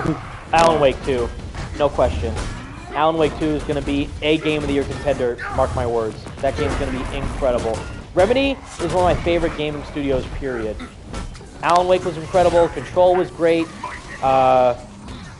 Did they do another one? Quantum Break was awesome too. Yeah, Quantum Break, they also made. Remedy is one of my favorites. And the remaster to Alan Wake was also great, so... Alan Wake 2, despite Marvel Spider-Man 2 and Jedi Fallen Survivor coming out, I'm an average Star Wars fan, but not massive. But I really like Fallen Order. But no, like another game that I'm really hyped for this year, yeah, no doubt is Alan Wake 2. I've been waiting for that sequel for 10 plus years because the first game came out in 2010. Clearly 2023 right now. It's been 13 years in the making. Come on now. Yes, and so I'm assuming when you saw the announcement of Alan Wake 2, you must have been going insane. Like you were flipping your Yeah, I was like, no way, are you kidding me? Was I watching it with you and Franco? I forget. Yeah. It was at the Game Awards, I think. I was like, let's bring it Alan Wake 2. Like, no way. Yeah, I was hyped. Yeah. I was pumped. Yeah, that was like probably one of the most hype announcement I've seen at the Game Awards. Honestly. Yes. Oh, casual gamer. Sorry, read my comments. I want to make sure I didn't bother annoy you. But no, you did not, dude. No. None of your comments, none of anyone's comments ever bother me. Thank you for even taking time to comment. I genuinely appreciate it. I'm just so terrible at reading comments in the stream because I barely stream. But that's also your job, Ghosty. Cough, cough. But yeah. I know. I'm just trying to look for the chat, but I'm so focusing on what I'm talking about that I'm losing track of what of the questions. You gotta get those numbers up. You gotta get that job description enhanced with that role. Okay, this suit. Okay, up close, this Thor suit's actually pretty dope. This Asgardian destroyer suit as Thor. I'm probably never gonna take the suit off. But yeah. Okay. Karen Mo, hopefully pronounced that name right. He says, he's been living in a large community away from danger for years. He's often up to you, and it's even mentioned to know that people. This is a comment about the Last of Us. So ignore that one. That was actually a question. That was just okay. Devin Santiago. Okay, this is a question. I have a question to ask. I want to know if I save you reset. So you're talking about you can reset your data and you have true trophies left and you won't be able to do it. So is he talking about Wait, I'm actually lost. I don't know what is he questioning about, honestly. Sorry guys, I know that I'm doing my job as a reader. You're confusing me more, buddy. You gotta get it together. I know. It's just that's all these questions. I'm like, what are you talking about, bro? What are you questioning? I just read it. I think he's talking about the costumes for the game with Avengers. No, I think if you have like saved data for Avengers, I don't know how far you made in the game, like you beat it or something, but if you do beat the game and you download the patch, all the extra suits and the cosmetic items will be there for free, just available right off the bat. You don't have to worry about purchasing them or re-downloading them. Like, you just download the patch, boot up the game, and then... Oh, you're saying about the War Machine costume. No, same thing. It's the same thing for all the suits. So you download the new patch, that suit will be in the game, in your inventory for the costumes for Iron Man, and you just play the game and it's there. And you can access it whenever you want. You don't have to worry about downloading it or installing space. It's just download the patch, check Iron Man suit slots, the suit should be there, and you're good to go. Okay. So that's what he was talking about. I don't know why my brain just was like it was like my brain fart. I didn't know what it was questioning. Oh boy. Oh my god. Okay. Blasty Game says, first time I met Evan, I scanned him out of $50. Oh my god. Wait. So Blasty's trying to start drama again, of course. He said, owe me the money. No, I'm kidding. He says he scammed you out of $50. Incorrect. Blasty's trying to say false stuff that is not credible or truthful at all. That is until I take that $50 donation that he'll obviously give me right after this. No, I'm kidding. But no. I've never scammed anyone in my life. If anything, funny enough, I almost got scammed when I was trying to buy a PS5 because I thought I was going to get one. Yeah, but I remember that. I almost got scammed because which I hated because it was at the time, it was like 2020 where they were at the hype of their releasing, and I looked at this website and it legitimately looked like the PlayStation Sony website to download or to get like wait in the queue line for your, for a PS5 to order, but it wasn't, and I almost got scammed out of $500. I'm like, Jesus Christ. Actually, it was more than that, because it's like, oh, we have a limited amount, but if you get the special bundle, then you can get it for a quicker. You can get it quicker. It's like, oh, well, it's like $600, $700. It's like, okay, sure, why not? I mean, I can do a giveaway for those games to people online, since I'm not really a big fan of like the first-person shooter stuff, but I can try it and just see what happens. But then, yeah, I almost got scammed out of that, so that was not fun. But then, thank you to again the anonymous game developer who shall remain anonymous, who gifted me this PS5, which I am forever grateful for. Because it's fantastic. Yeah, and I remember the first stream that we did on the PS5 was playing Spider-Man Remaster, and except my microphone was muted for like an hour because I wasn't plugged in properly. Oh yeah. the funny thing about that whole stream is that I was not there for like the first hour of the stream. So Franco was with me. Because I was not aware, because I didn't know that he already was starting streaming. I was like, holy crap, he's already streaming. What the heck? What is this? So the moment that I saw the notification of Evan streaming, I was like, holy shit, I forgot to be in this. What is this? Yeah. Did I miss my queue? Yeah. Yeah, I missed my queue, which is funny because I asked him if I could be in the stream, and he was like, yeah, sure, absolutely, you can be in, no problem. And so the next day when he does the stream, and I'm not even in the stream for like an hour in. Right. Like, because we clicked so quickly. No, but the funny thing was that right when you joined, I mean, we were there for like a few hours or something. Yeah, it was 4 hours. We were there. We were streaming for 4 hours. The reason why you couldn't find any Black Cat figures or posters is because I bought all the cool and sexy ones. Damn it, Blasty! How dare you? Stolen from me my dream. Oh, look me back. No, it's okay. You know what? Because instead, I ended up getting all the Persona 5 merchandise and Deku figures for his new costume and the new arc because it's so good. The Season 6 Dark Deku arc in My Hero Academia. Oh. It's fantastic. Someone asked me actually earlier, I saw about anime. My roommate is big into anime, so he's actually been getting me more into like the anime craze than I was previously. Oh wow. Yeah, he's a big Naruto, One Piece, and Attack on Titan fan, which are all the animes that I do not watch. I know about them, but I never watch them. But he's like, you gotta watch One Piece, dude. You gotta see it with me. I'm like, and Demon Slayer. I'm like, all right, and he got me into it. I'm like, okay, good. Oh, premium item. It'd be $5 donation. Thank you so much, dude. It'd be cool if Spider-Man 2 has an editor mode where we can make cinematic clips of him swinging from different angles instead of just a photo mode. That would be my dream. I would love to do that. Like, make your own cinematic shots of Spider-Man. That seems more like a PC mod, though, than like a developer tool that would be added in the game for like the players to use. But who knows? Maybe Insomniacs are legends with that. Maybe they can enhance the photo mode in ways we can't even imagine. I mean, actually, didn't they do something like that in Ghost of Tsushima? Yeah. Isn't there something like that? Like there's a video editor, like a live photo mode editor or something in that game?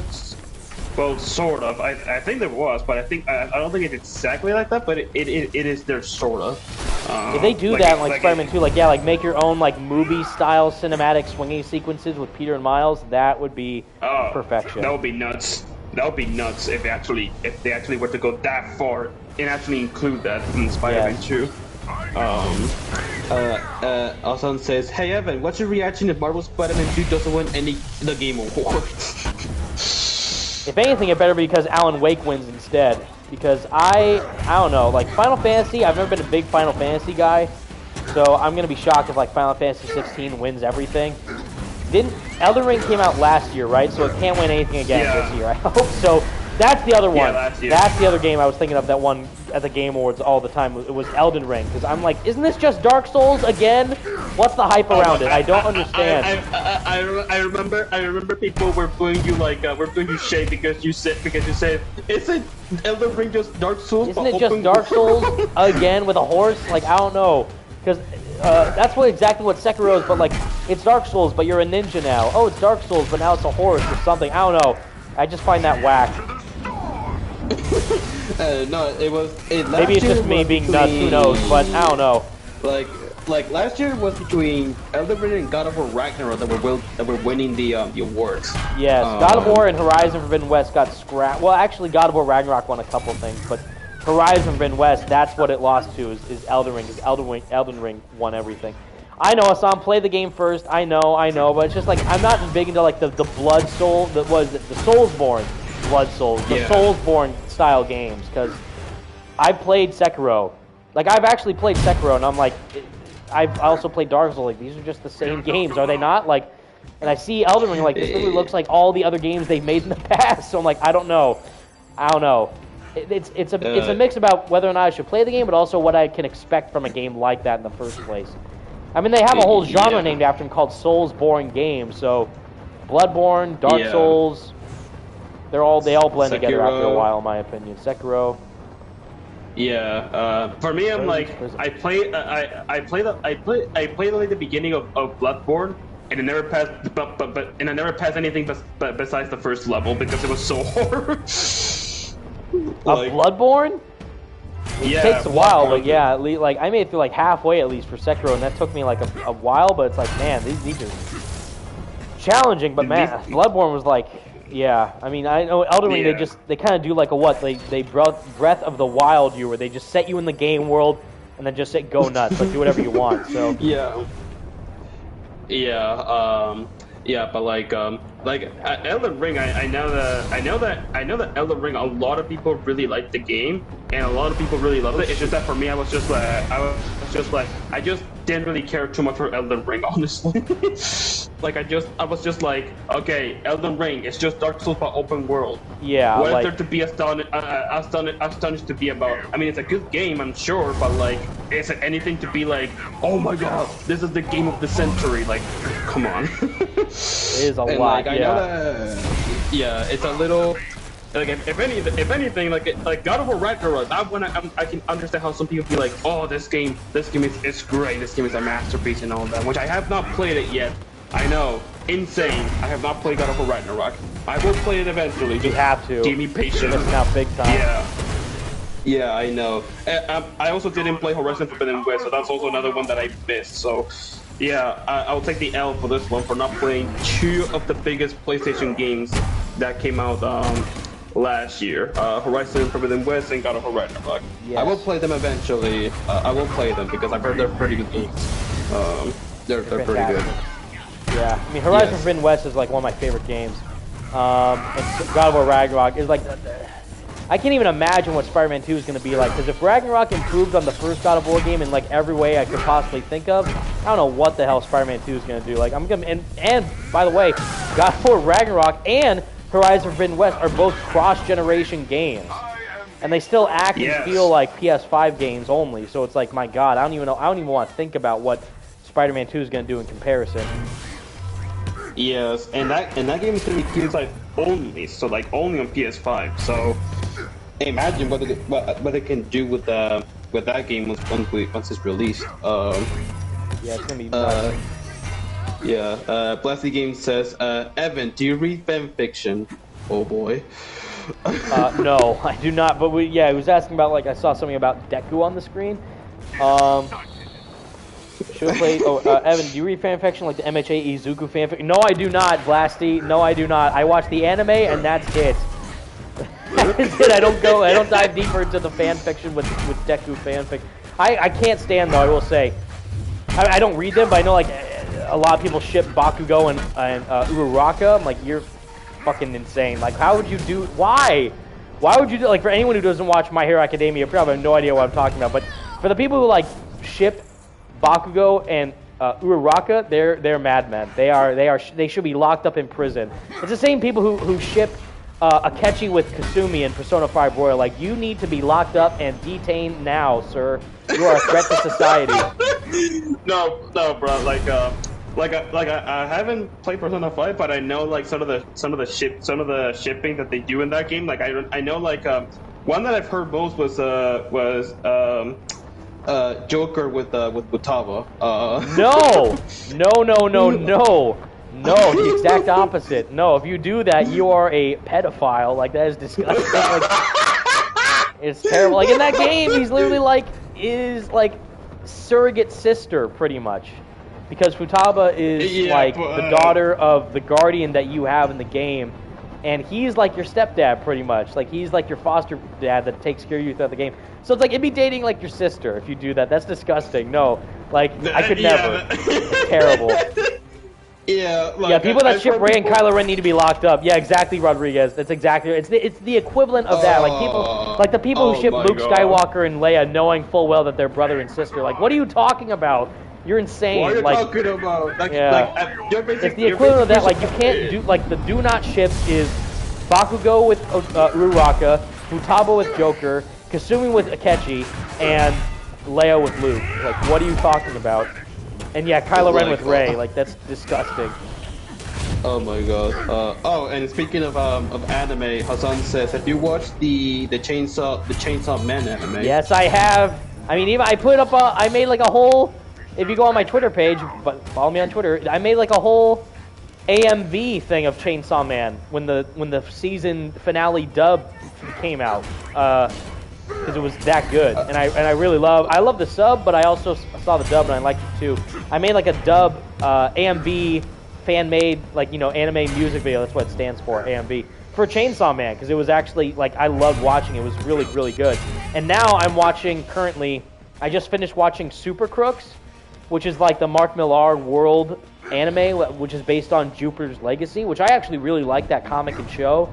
But I'm pissed that the season got canceled after one season, but it was really good. Super Crooks is an anime based off that. I really dug that. I'm currently watching Vinland Saga, which is insanely good. It's like an anime about Vikings and stuff. And I also saw, or I'm seeing, of course, My Hero Academia and Blue Lock. Blue Lock's another great one, which is about soccer players, like intense soccer matches. But it's really good.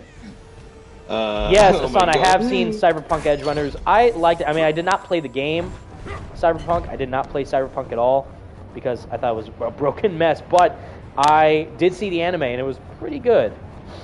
Yeah, it was very... Jellyhawk says, why was Avengers got an update? I thought it was dead last year. No, it's not. It is dead, but not for now. I was going to say not for long. It is dead now, but...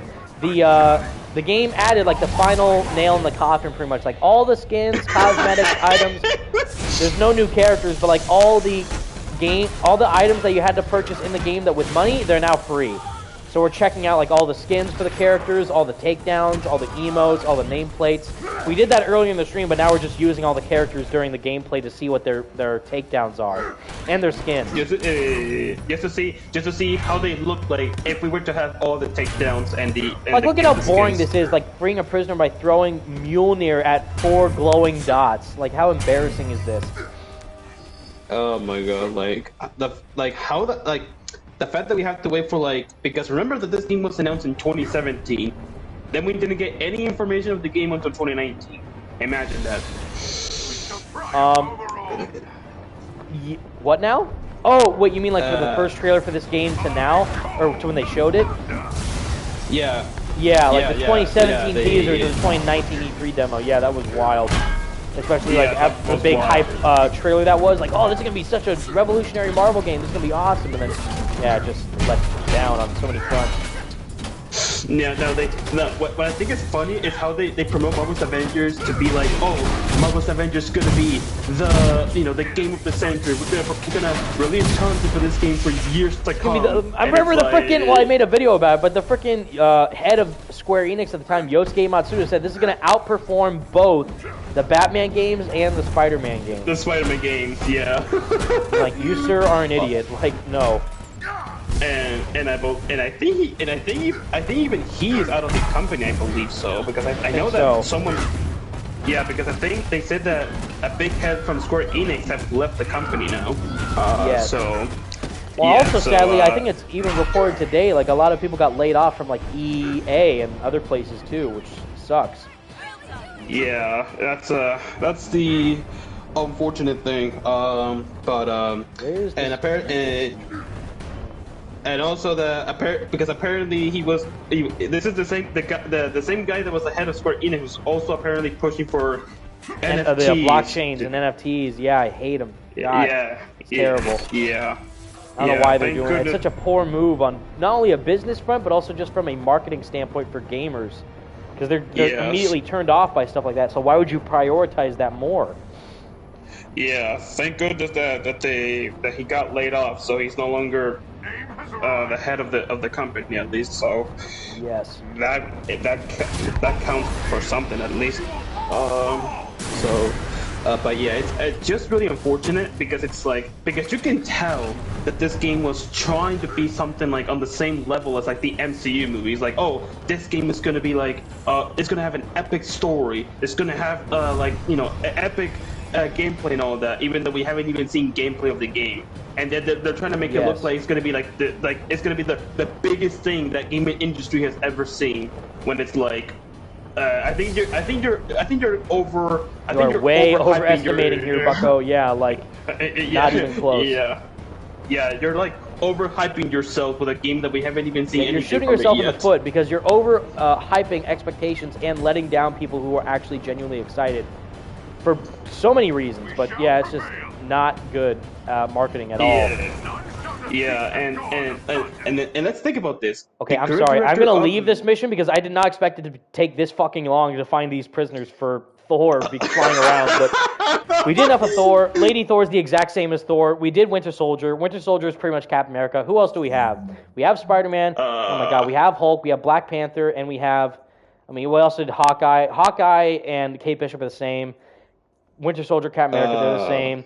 We did Black Widow, we just did Thor, we did Ms. Marvel, we did not do Iron Man, we did not do Hulk, and we did not do Black Panther or Spider-Man. So 4 left. I'm going to do Iron Man because I want to see War Machine in action. I want to see what he looks like. Asan, hey, Evan, you should do a stream on any Persona game. I have in the past, and no one watched it. So I've not done it again. No one watched it. I streamed Persona 5 Royal, and I was like, this is awesome. And it's like, what the hell is this? And like, I remember perfectly when Evan did his stream on Persona 5 Royal, and I was there. I actually watched the whole stream, and only like a few people watched it. I think it was like 10 people or something that watched the stream. Literally like 10 to 12 people. It's like, oh man, well, now I know not do it again, I guess. But yeah, I enjoyed doing it, but no one else did. So like, I will not do this again. Yeah, the only times where it got some views is when it's like when he was playing Persona 5 Scramble. It's when he was talking about Avengers news and all that. Persona 5 Strikers in English. Foreigner. No, I'm kidding. Yes, but yes. Well, whatever. Scramble, Strikers, whatever it's called. The disrespect. I'm sorry. I just haven't been caught up with the Persona game. Yes. But yeah, so the only times that a Persona game, when he was live streaming Persona, that actually got some views is when he was talking about news about Marvel, like Avengers or Spider-Man or whatever.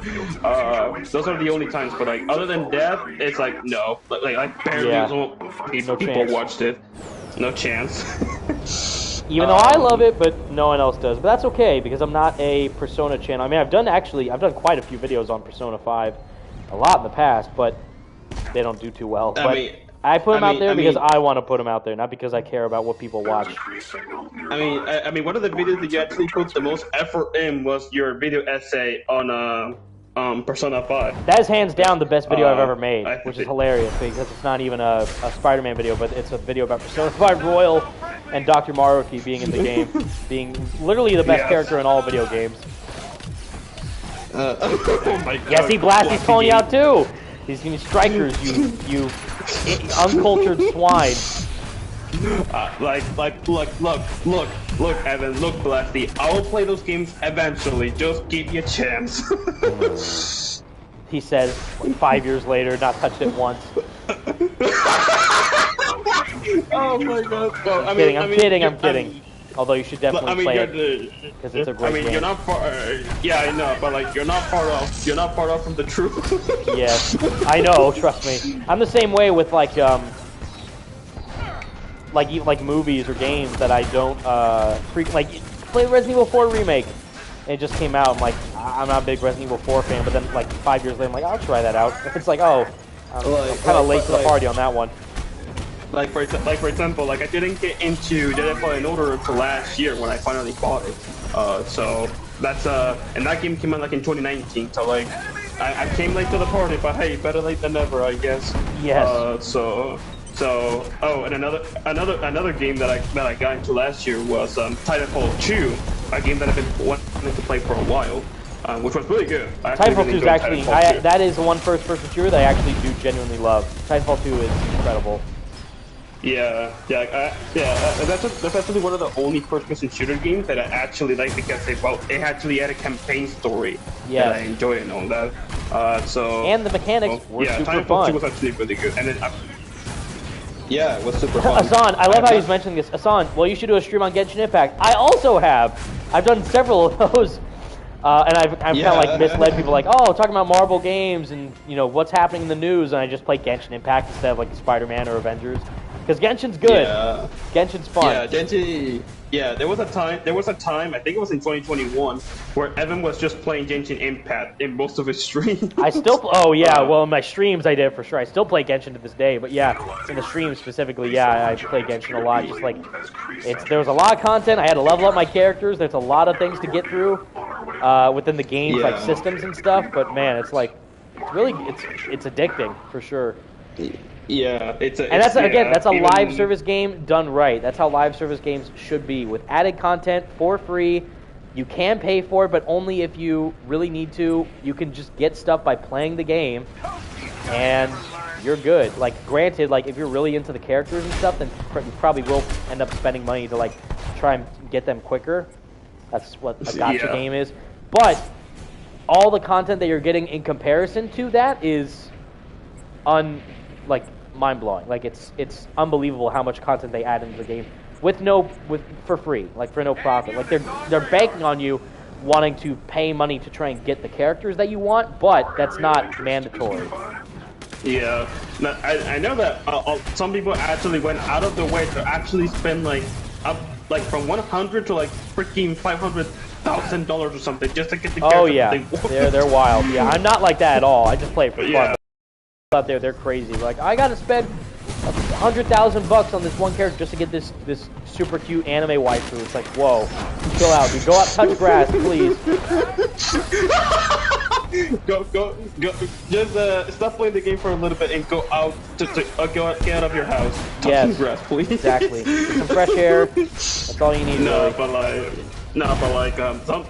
Some people are just like freaking down. They're just down bad. They are super down bad. Yeah, they go. It's like, oh, they need the real life connection with these anime girls to feel some type of realism. It's like, wow, that's not that serious.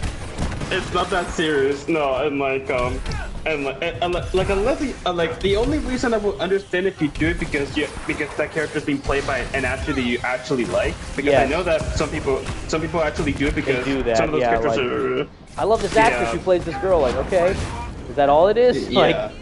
Is that, yeah, exactly. Is that all there is? Just because of the voice actors? It's like no. It's much more personal. That's the answer that you give when your parents see you like in a bunch of anime girls on screen. Like, oh no, it's because I really appreciate the gameplay and the guy. There's like a bunch of like huge anime girls there. Like, whoa, no, it's not what you think.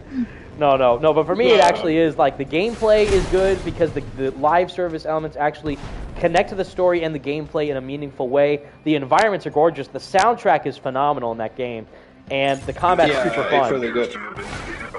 Yeah, it's really good. Like Genshin Impact is really fun. And I played like every other game in my library, so it's fun just play a game that adds new content on a frequent basis. That's actually fun rather than just waiting for Spider-Man 2. Yeah, unlike Avengers, Yes. But yeah, and and now I've seen people like freaking like go insane on Twitter. Like, you know, my top I mean, I 10 never get tired of favorite Spider-Man. anime Let me waifus. make that clear. I never get tired of playing Spider-Man PS4, but just playing something else other than that is good for your brain, just to enjoy variety. Yeah. Yeah, Oh my God, Blasty. Blasty Mom, you don't Game understand. says- I just appreciate the wonderful voice actors talent in the game, not the big titty waifus on anything. Like, No, like not, but like I think the Genshin Impact female character probably had it the worst because there are some very degenerate people on the internet out there. yeah, 1000%. like Well, you know like, what you know that's how they probably make their money, because there are those suckers who are willing just to pay for all the anime girls that they want to see. No, like they no, like there's those not safe for work artists doing you know What is it? not The safe for Rule work 34 artists on that. Yeah, they are insane. Like they're actually like imagine it being like a not safe for work artist, and then someone tells you, I want you to do this a drawing of this character with Genshin Impact. Yes, imagine the amount of No, it's not exactly. They're like they're crazy. Like they're not 1-to-1 accurate. This isn't my female dream waifu. Like, how dare you? They're crazy about that.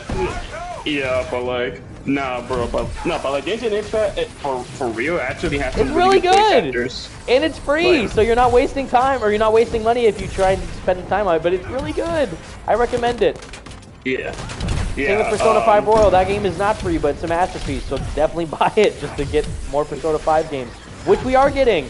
Because we have that Persona 5 Royal, Persona 5 Strikers, Persona 5 X, which is a gacha game.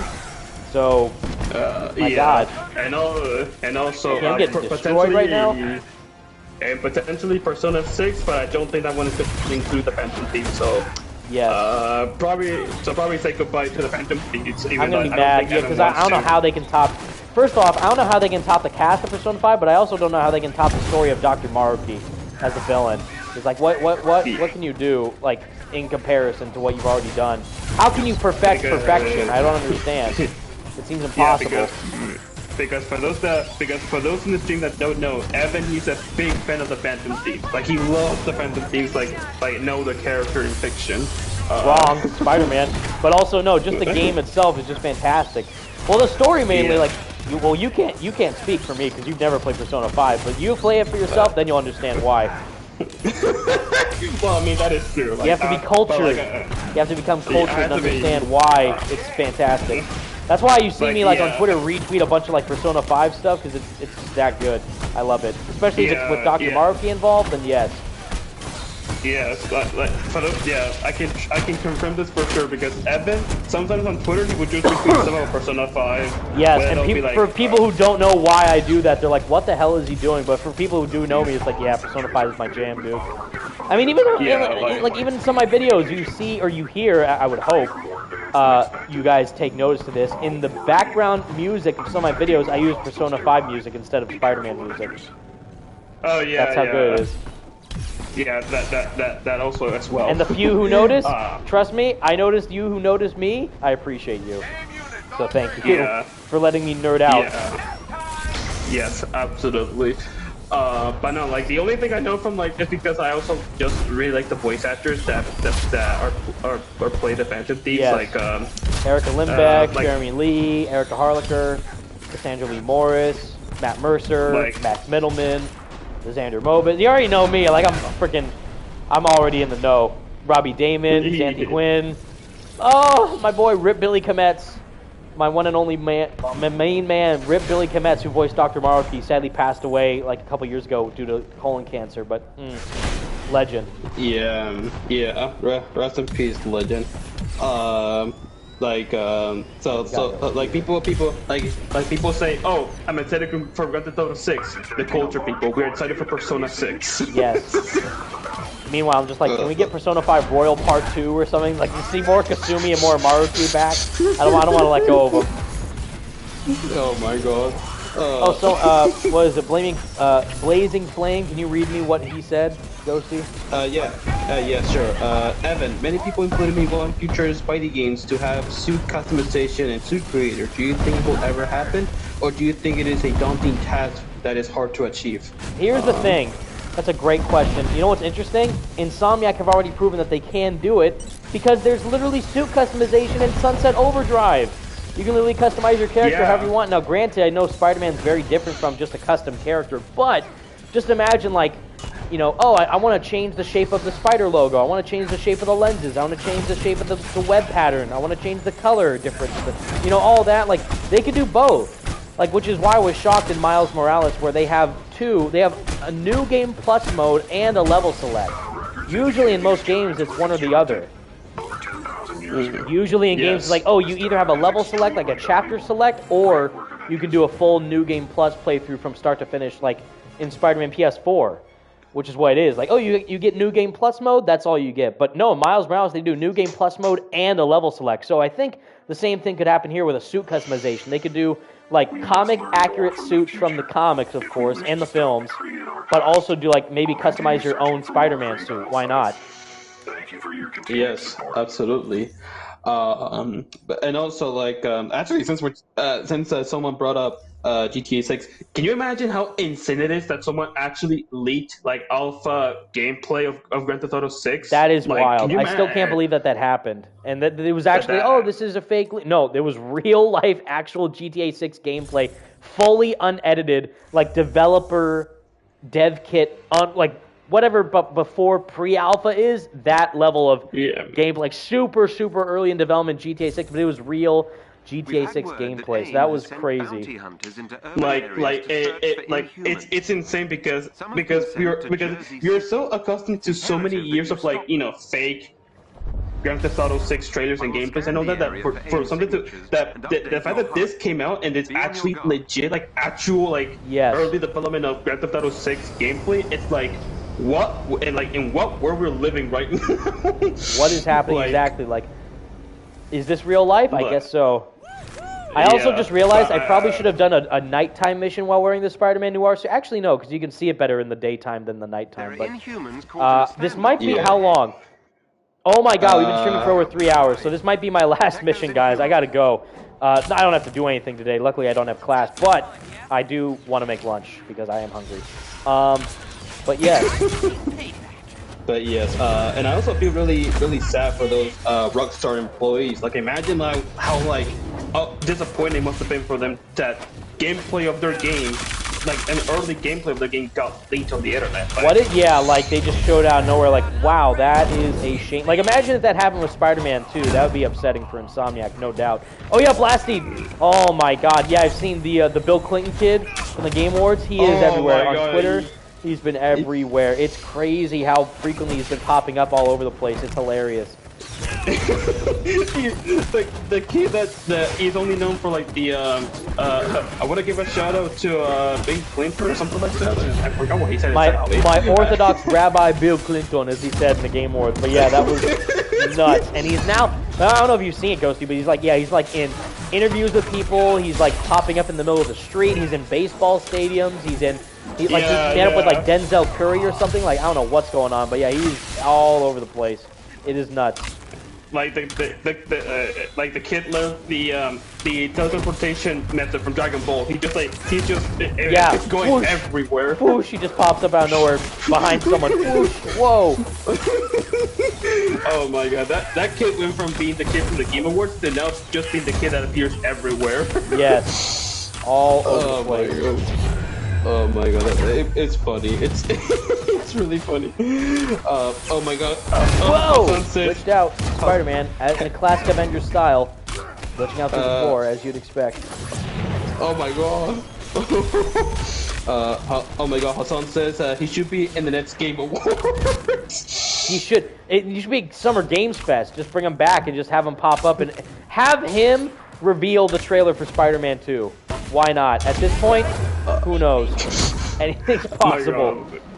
Anything is possible. And you know, like speaking to the game leaks stuff, like the fact if it happened with that will actually be unfortunate, but also will not be surprising because remember what happened to another PlayStation game that got leaked before it was released with The Last of Us Part 2.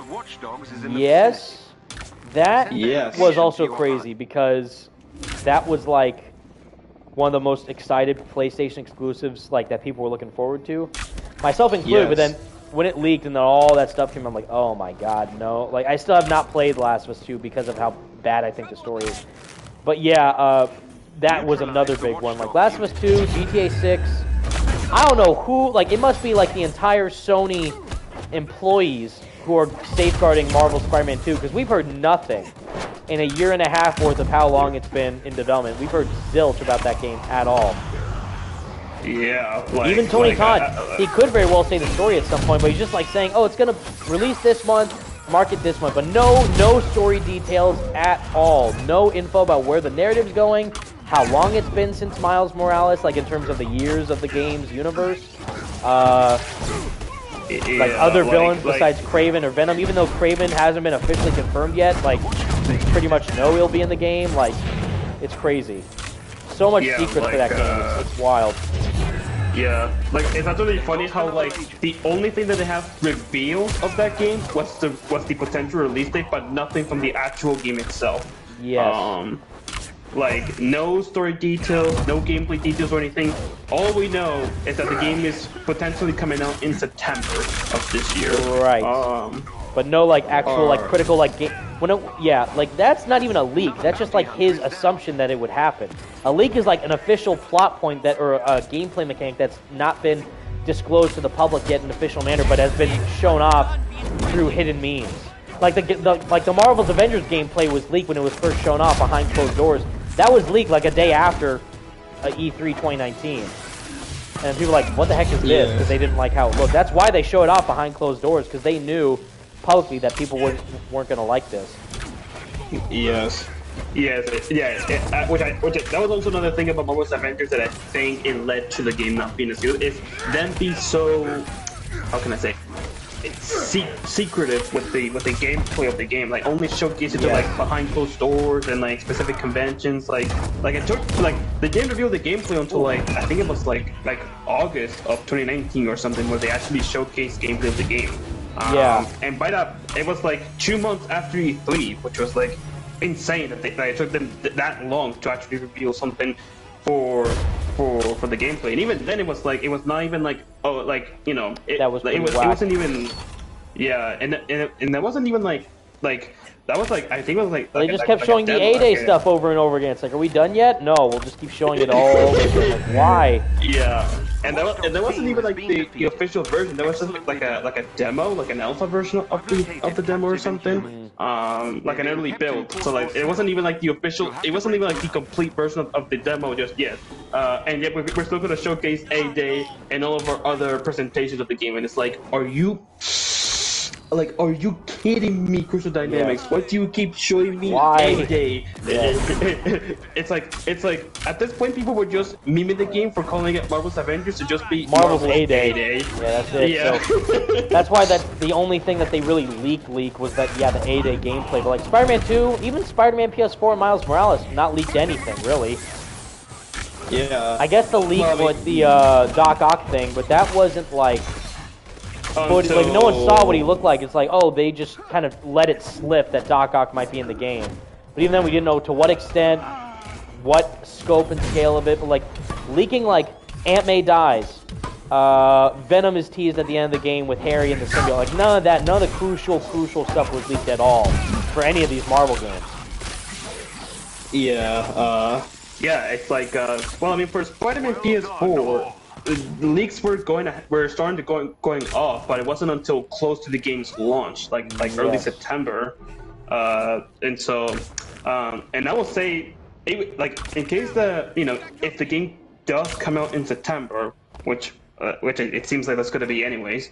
Yes. I recommend everyone on the internet to stay off from social media because there's chill out, because there's a good chance that people are gonna freaking go all out with the spoilers for Marvel Spider-Man 2 for the people that got the game earlier or something. Right. And Blasty, did I see the Batman vs. Dracula movie? I did. That's the one with Reno Morano voicing Batman, right? In the Batman cartoon? Yeah.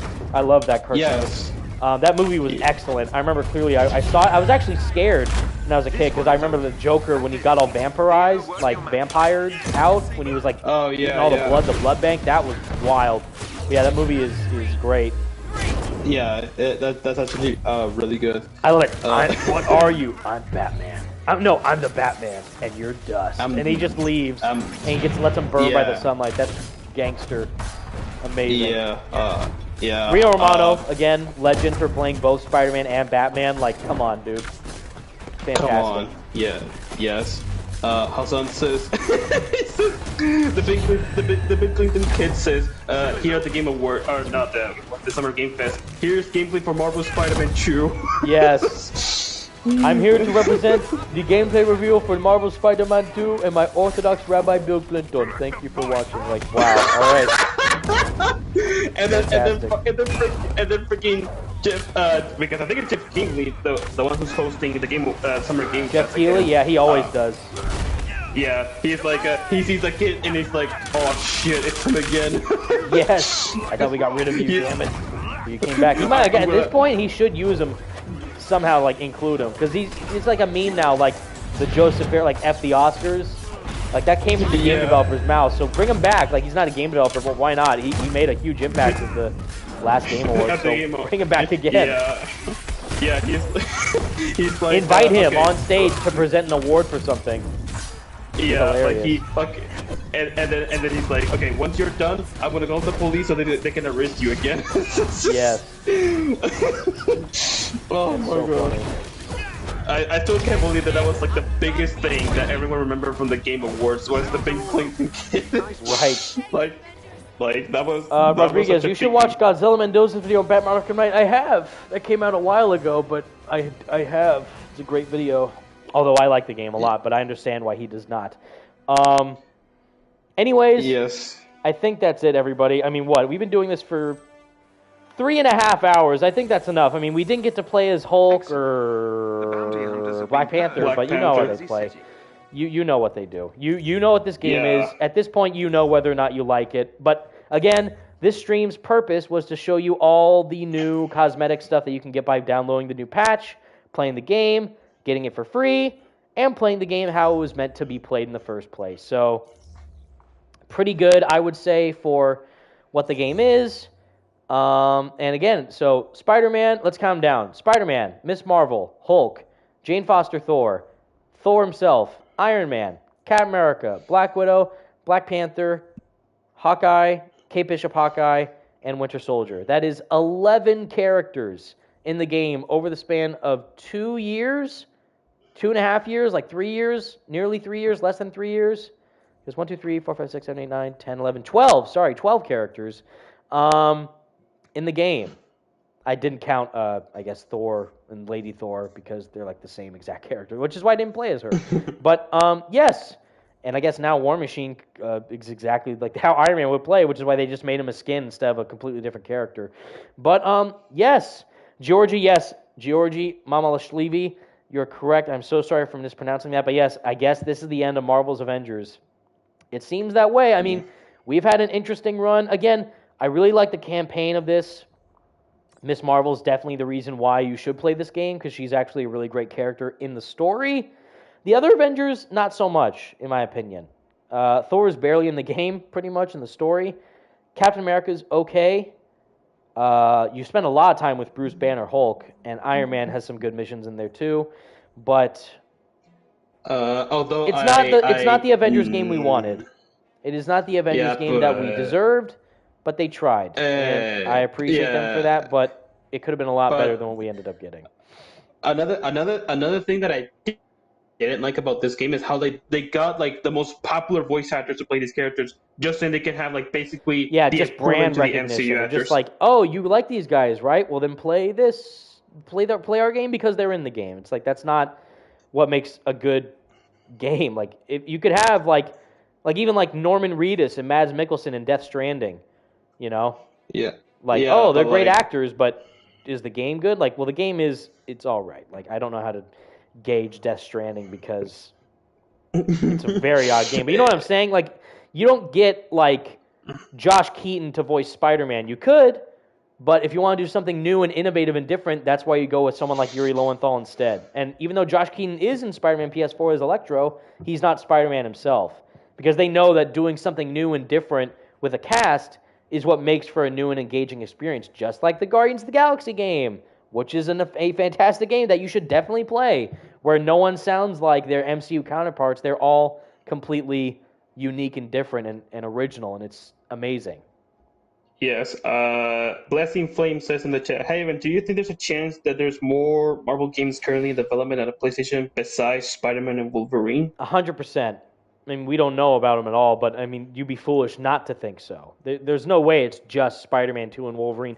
They're working on 50 different things, I bet, right now at Insomniac, like preparing for Spider-Man 2's release and what's going to happen with Wolverine and all that. But they got so much in the works, it's not even funny, but it's so exciting to see what it could possibly be. And I can't wait. Yes. But with all that said, everybody, I think we have reached the end of the stream, and we covered everything. Again, I like the game for what it is. No, I mean, well, I like the story for what it is. I don't like the game itself. The game itself is a train wreck of a live service game. But the aspects that are good are worth looking into if you have not played the game yet for yourself. But still, we shall see what the future holds. If we will ever get another type of Avengers game like this in the future, who knows? But in the meantime, I am super excited for the Iron Man game. I'm super stoked for the Captain America Black Panther game. Can't wait for Spider-Man 2. Can't wait for Wolverine. And all the other awesome Marvel games that we are excited for in the future. So with all that said, everyone, again, thank you for watching. Thank you for taking time to watch all the previous Marvel's Avengers streams we've done in the past. Hopefully you enjoyed this one, as it may well very indeed be my last one. But again, sharing this journey with you has been a blessing, and I can't thank you enough for tuning in as long as you have and for watching as long as you have ever since this game came out in 2020. But hopefully, only things will get better from here by the time we see more Marvel games come out, and mainly, of course, with a game like Marvel Spider-Man 2 coming out later this fall. Can't wait. But until then, everyone, thank you all so much for watching. Thank you again to Ghosty and Spidey Outcast, Andrew, for joining me during the party. And thank you all again for all who donated, everyone for joining and tuning in, hanging out, having fun with me, just hanging out, chilling in the stream, in the chat. Blasty Games always being an excellent moderator, of course. Follow him, subscribe to him. He's the best. And everyone again in the chat, you are legends, and you deserve the best. But again, until next time, everyone, thank you all so much for watching. Stay merry, Marvelites, and peace out. Take care, everyone.